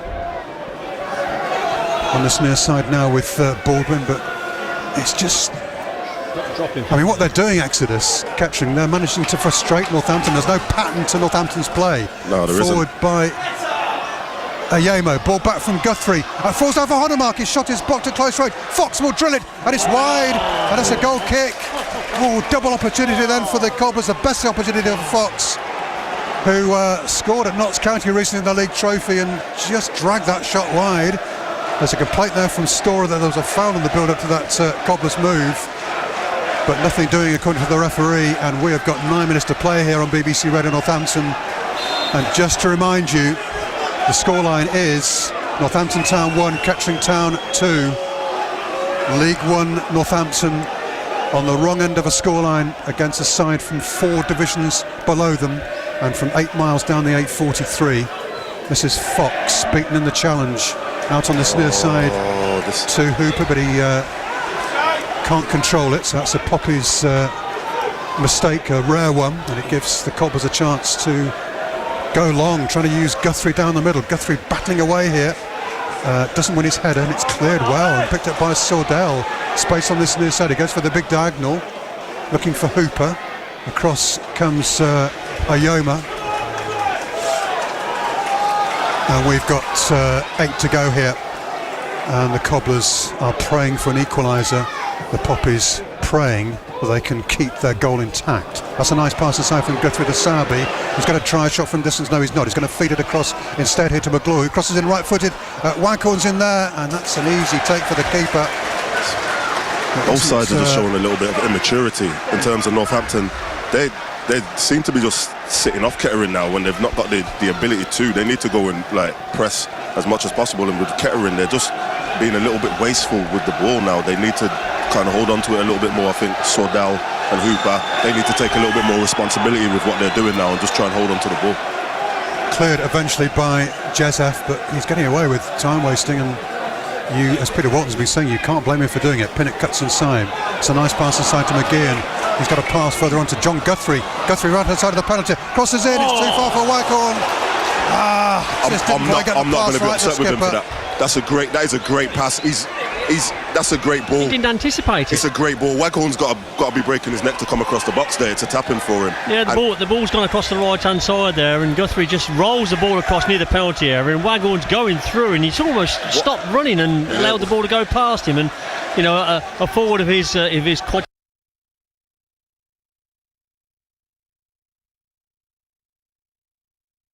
Well, once again, I'm afraid the line to Sixfields appears to have disappeared. We'll get it back to you as soon as we possibly can. The 1,000 Mile Challenge for BBC Children in Need. BBC Radio Northampton is literally going to great lengths to raise money for BBC Children in Need. Our breakfast show swim team is going to attempt to swim 24 miles in 5 days. That's the distance from Cookno to Corby. Please don't wear your budgie smugglers. Mankini? Absolutely not. We'll be joining with other BBC teams from across the UK as together we try to clock up 1,000 miles. And we'll bring you a splash by splash please don't do that. Account of how it's going with regular updates, and we'll bring you the final push live from the Mount Spards in Northampton on Friday, November the 8th. Together, swimming 1,000 miles for BBC Children in Need. BBC Radio Northampton. Well, I can only apologise for the fact that we appear to have lost the line to Sixfields just at this crucial moment, really. Not going well for Northampton Town. I think, though, we can head back to Tim. Thank you, Helen. We've got 5.5 minutes of the contest to play here on BBC Radio Northampton. Northampton Town 1, Kettering Town 2. Kettering looking for their 10th win in 11 games, their 7th on the spin against a Cobblers side who've never lost an FA Cup match to a non-league side at Sixfields. That is a record that's in real jeopardy now. That's a ball forward to Hooper. It's just gathered in though by Zaneff before Hooper can apply a finishing touch. 5 to go, 1-2. And we're not far away from last chance saloon here for the Cobblers. They've had a couple of moments. That opportunity for Wycorn from Guthrie's pullback was a big one. Long now looking on the near side for Pinnock. Kettering clear and work it away to halfway, but stamped forward by Baldwin. That's a lovely little pass inside by Miller. And away comes Kelly Evans, who plays it for Sordell. There's a free kick that's been... Oh, Sordell's gone down. And the referee is going to pull out a card here. And if he's the last man, oh, it's a yellow.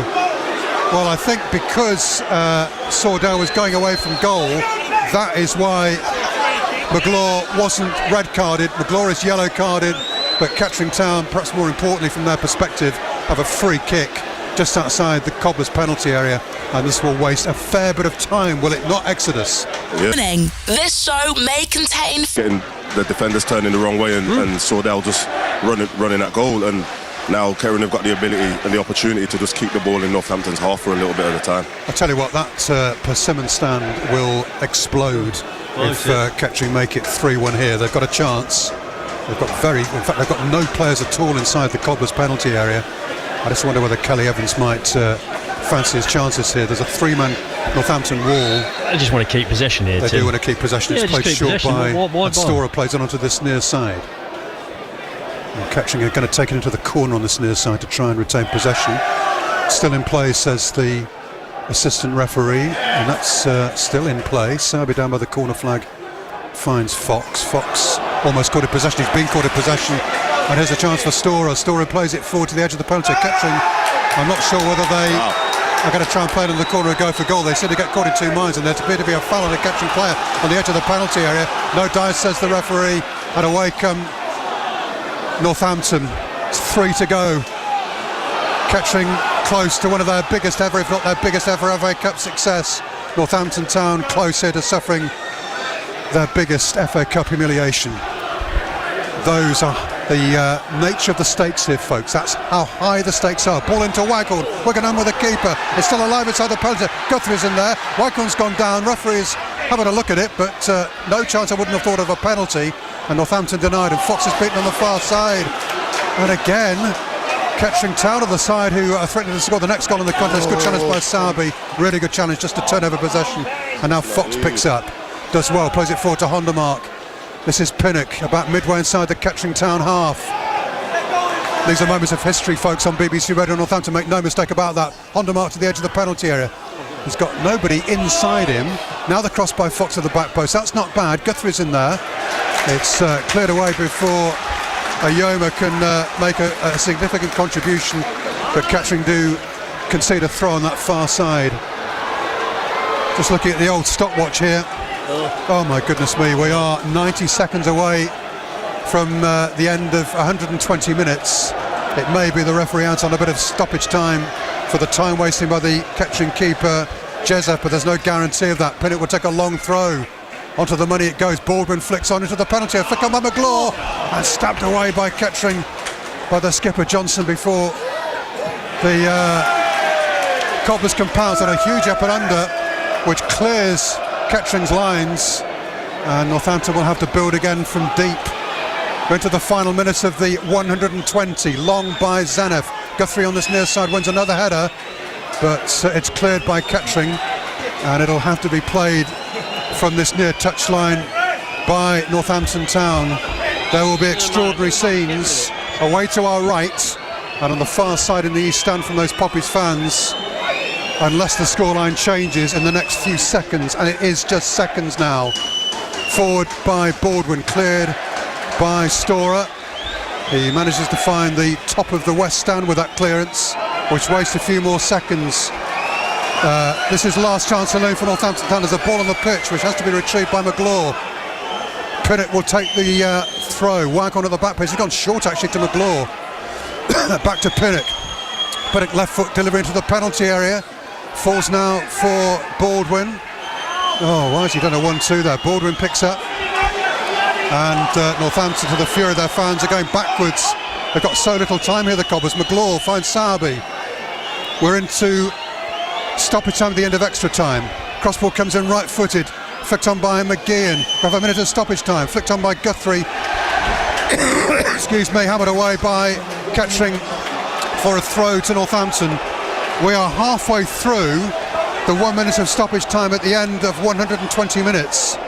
This is minute 121, and this is last chance for Northampton Town. This is McGlaw, right foot cross. It's not bad, but it's cleared away by the Poppies. Sarby has to get there, otherwise Northampton Town are out of the FA Cup, and they might well be anyway. The referee isn't blowing his whistle yet. Forward by the Cobblers on this near side, cleared by the Poppies. John Brady looks on in anxiety. Throw taken by Baldwin, finds Pinnock. Wow. This is McGlaw. Forward, that's not a bad pass. It's left and it's gathered in by the Kettering Town keeper Jezef, and that might be it, you know, folks. That might be the start of the Kettering Town celebrations and the start of a remarkable story here for Northampton Town and for Kettering Town. There's a bunch of Kettering players and coaches on this near side, and there goes the final whistle. A huge surprise here at Sixfields as League One Northampton Town are dumped out of the FA Cup by their near neighbours from along the A43, Southern League Premier Central Kettering Town. That is a remarkable victory, all the more so because the Poppies came from behind to win here by 2-1. They trailed at half-time to the deflected strike by Fosu, but they hung on in there to grab a second-half equaliser through Luca Miller and then grab a stoppage time, an extra time winner rather, from Niall Ranger, who climbed majestically to head home the corner in the first period of extra time. Luca Miller's corner converted superbly, and Northampton Town thereafter huffed and puffed, had a couple of moments. We could have seen an equaliser from Odi Mayo, and Waghorn should have been on the end of a cross from Guthrie, but they weren't.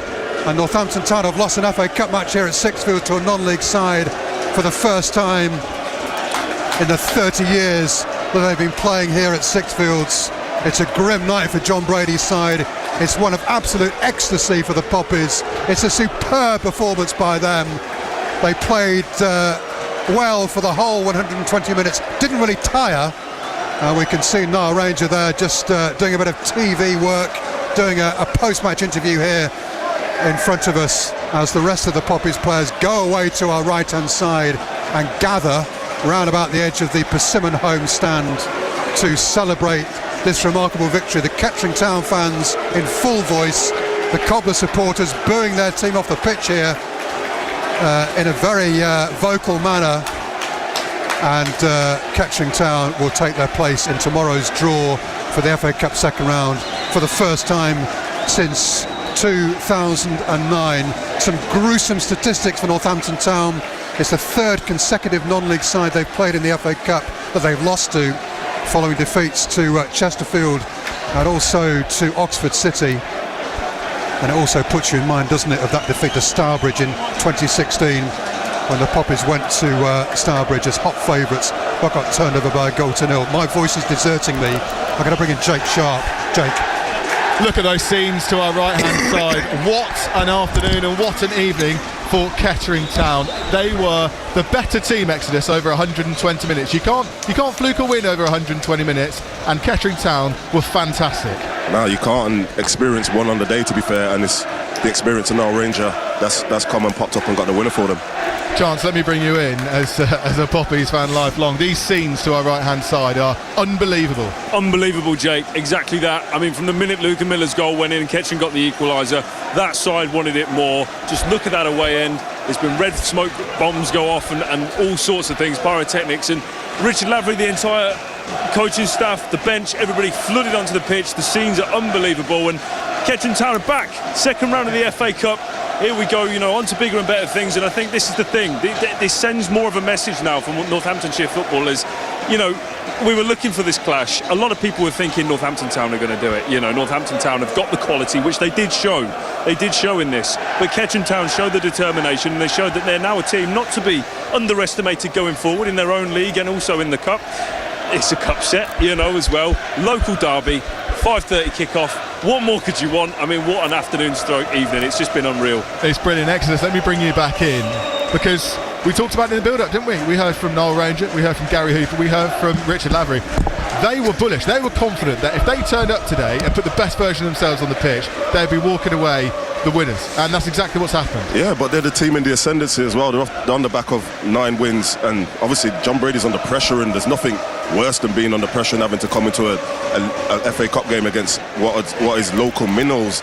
And now obviously Northamptonshire's going to be red tonight, and Kettering they're going to fill their boots with the Northampton fans, and they might be here for a long while, because I don't know if they're going to let them out for anytime soon. Yeah, I don't think they're going to want to leave anytime soon, these Poppies fans. To our right-hand side, we'll bring you all the reaction here on BBC Radio Northampton as soon as we can get it. We'll hear from a victorious Richard Lavery, and we'll hear from a defeated John Brady as well, because Peter Watton's still here alongside me. This is fantastic for Kettering, for the Poppies, but as fantastic as it is for the Poppies, it's a disaster for the Cobblers, isn't it? Well, I said at the start of this commentary that there wouldn't be a loser because Northamptonshire would have another team in, but there has been a loser this afternoon. I'm afraid it's Northampton Town, and we just didn't match Kettering's appetite to win this game. Kettering came out. They might not have been the slickest of teams, but they were so well drilled, they were so well disciplined that they saw the game through, and their fans are just enjoying this moment for sure. And this moment will be shown on national TV, it will be shown in the national press tomorrow, it will run during next week on all the news channels you'll care to think of. It's fantastic for Kettering Town and the publicity it affords them, but on the flip side of that, it's poor for the Cobblers. The Cobblers now have got to look at themselves, go into that training ground, go into the dressing room, look at themselves and say, hey, come on, what happened there? Because we were bereft of ideas in the second half, Jake. We like to think the Cobblers can pass and move and run through the man and create opportunities, but in the second half we just seem to be thumbing our noses and thinking, well, what should we do next? And we resorted to the long ball fashion with Guthrie going up front, and yes, that worked occasionally, but that's all we did. We didn't actually start passing the ball around again, and I'm disappointed. I'm disappointed in the result, of course I am, but I'm also disappointed in the willingness, the team ethics there. That feeling they had for it. Kettering were by far the more stronger team mentally as well, and I'm disappointed, Jake. And not often I sit here and say that, in fairness, because I'm a Cobblers man through and through. But Kettering, they deserved it. I was going to make a point quickly, but just going off the back of that, Peter, can I just ask about Kettering's performance going through towards the latter stages of the match? Were you pleasantly surprised by how good it was? Well, I wasn't pleasantly surprised. I was surprised for sure. The only bloke who was pleasantly surprised sits on my right-hand side, Exodus here. He was quite happy, kept grinning at me all bloody game. But there you are. But I've got to say, I thought that fitness would come into it, and it didn't come into it at all. Kettering looked as if they could run and run and run, and I've no idea what they have for breakfast today, but it's proving well. No wonder they're going from strength to strength, because they are the team on the up. Well, Weetabix is opposite Latimer Park, so I think we might have some idea as to what they did have for breakfast today. I just want to quickly say that it means Kettering are now joint second lowest ranked team in the FA Cup second round, alongside local rivals Harbour Town as well. So, what an occasion for non-league football. And still the highest scorers, by the way. And still the highest scorers on 922 goals. Jake. And into the second round draw with Brackley Town as well. Imagine Brackley Town drawing the Poppies, or indeed drawing Harbour Town. I just want to say, I think Kettering were magnificent tonight, and they deserved that win. and that is the most extraordinary feature of tonight's game. Despite all the quality that Northampton had, people like Fosu and Hondermark and McGeehan and McCarran and Pinnock, they just fell short. And it was similar in some ways to last night's game at the Lamb, where Tamworth beat Huddersfield 1-0. You know, aside from many places below the opposition, part-timers turned over, you know, a fully functioning League One side. It's extraordinary. I'll tell you what, Tim, I'm going to go to Exodus on this. What impressed me so much about Kettering when they took the lead in extra time is how they managed that game. They were never really under that much pressure. They made good decisions. Their experienced players made good decisions keeping the ball. They defended the box really well. There was no onslaught, really, Exodus, was there? Because Kettering didn't allow it. Nah, Northampton kind of ran out of ideas, and then when Waghorn came on, he's not the Waghorn of old. Like, I remember him playing at Leicester when he was 19, 20, 2010, when I was at Peterborough, yeah. So he just looked like a completely different player today, whether he's out of match fitness or whatever, but there's something that's being done or not being done in the Northampton camp that's not working for them. Obviously, don't know how long John Brady's got left, but you can see that there's a transition going on at Kettering, and Northampton seem to just be going the other way at the moment, because even towards the latter stages, you can see the Kettering bench, they're all driving, everybody's standing up, everybody's willing the team on, and then on the Northampton dugout, it's just John Brady. There was a resignation, wasn't there? That game was slipping away from them, and it was just really flat. It was. We'll get all the reaction here on BBC Radio Northampton. We'll get the reaction from both the Poppies and the Cobblers camps here on BBC Radio Northampton and on BBC Sounds as well. Stick with us here, but we have seen a night for the history books. Kettering Town have beaten Cobblers at Sixfields in the FA Cup.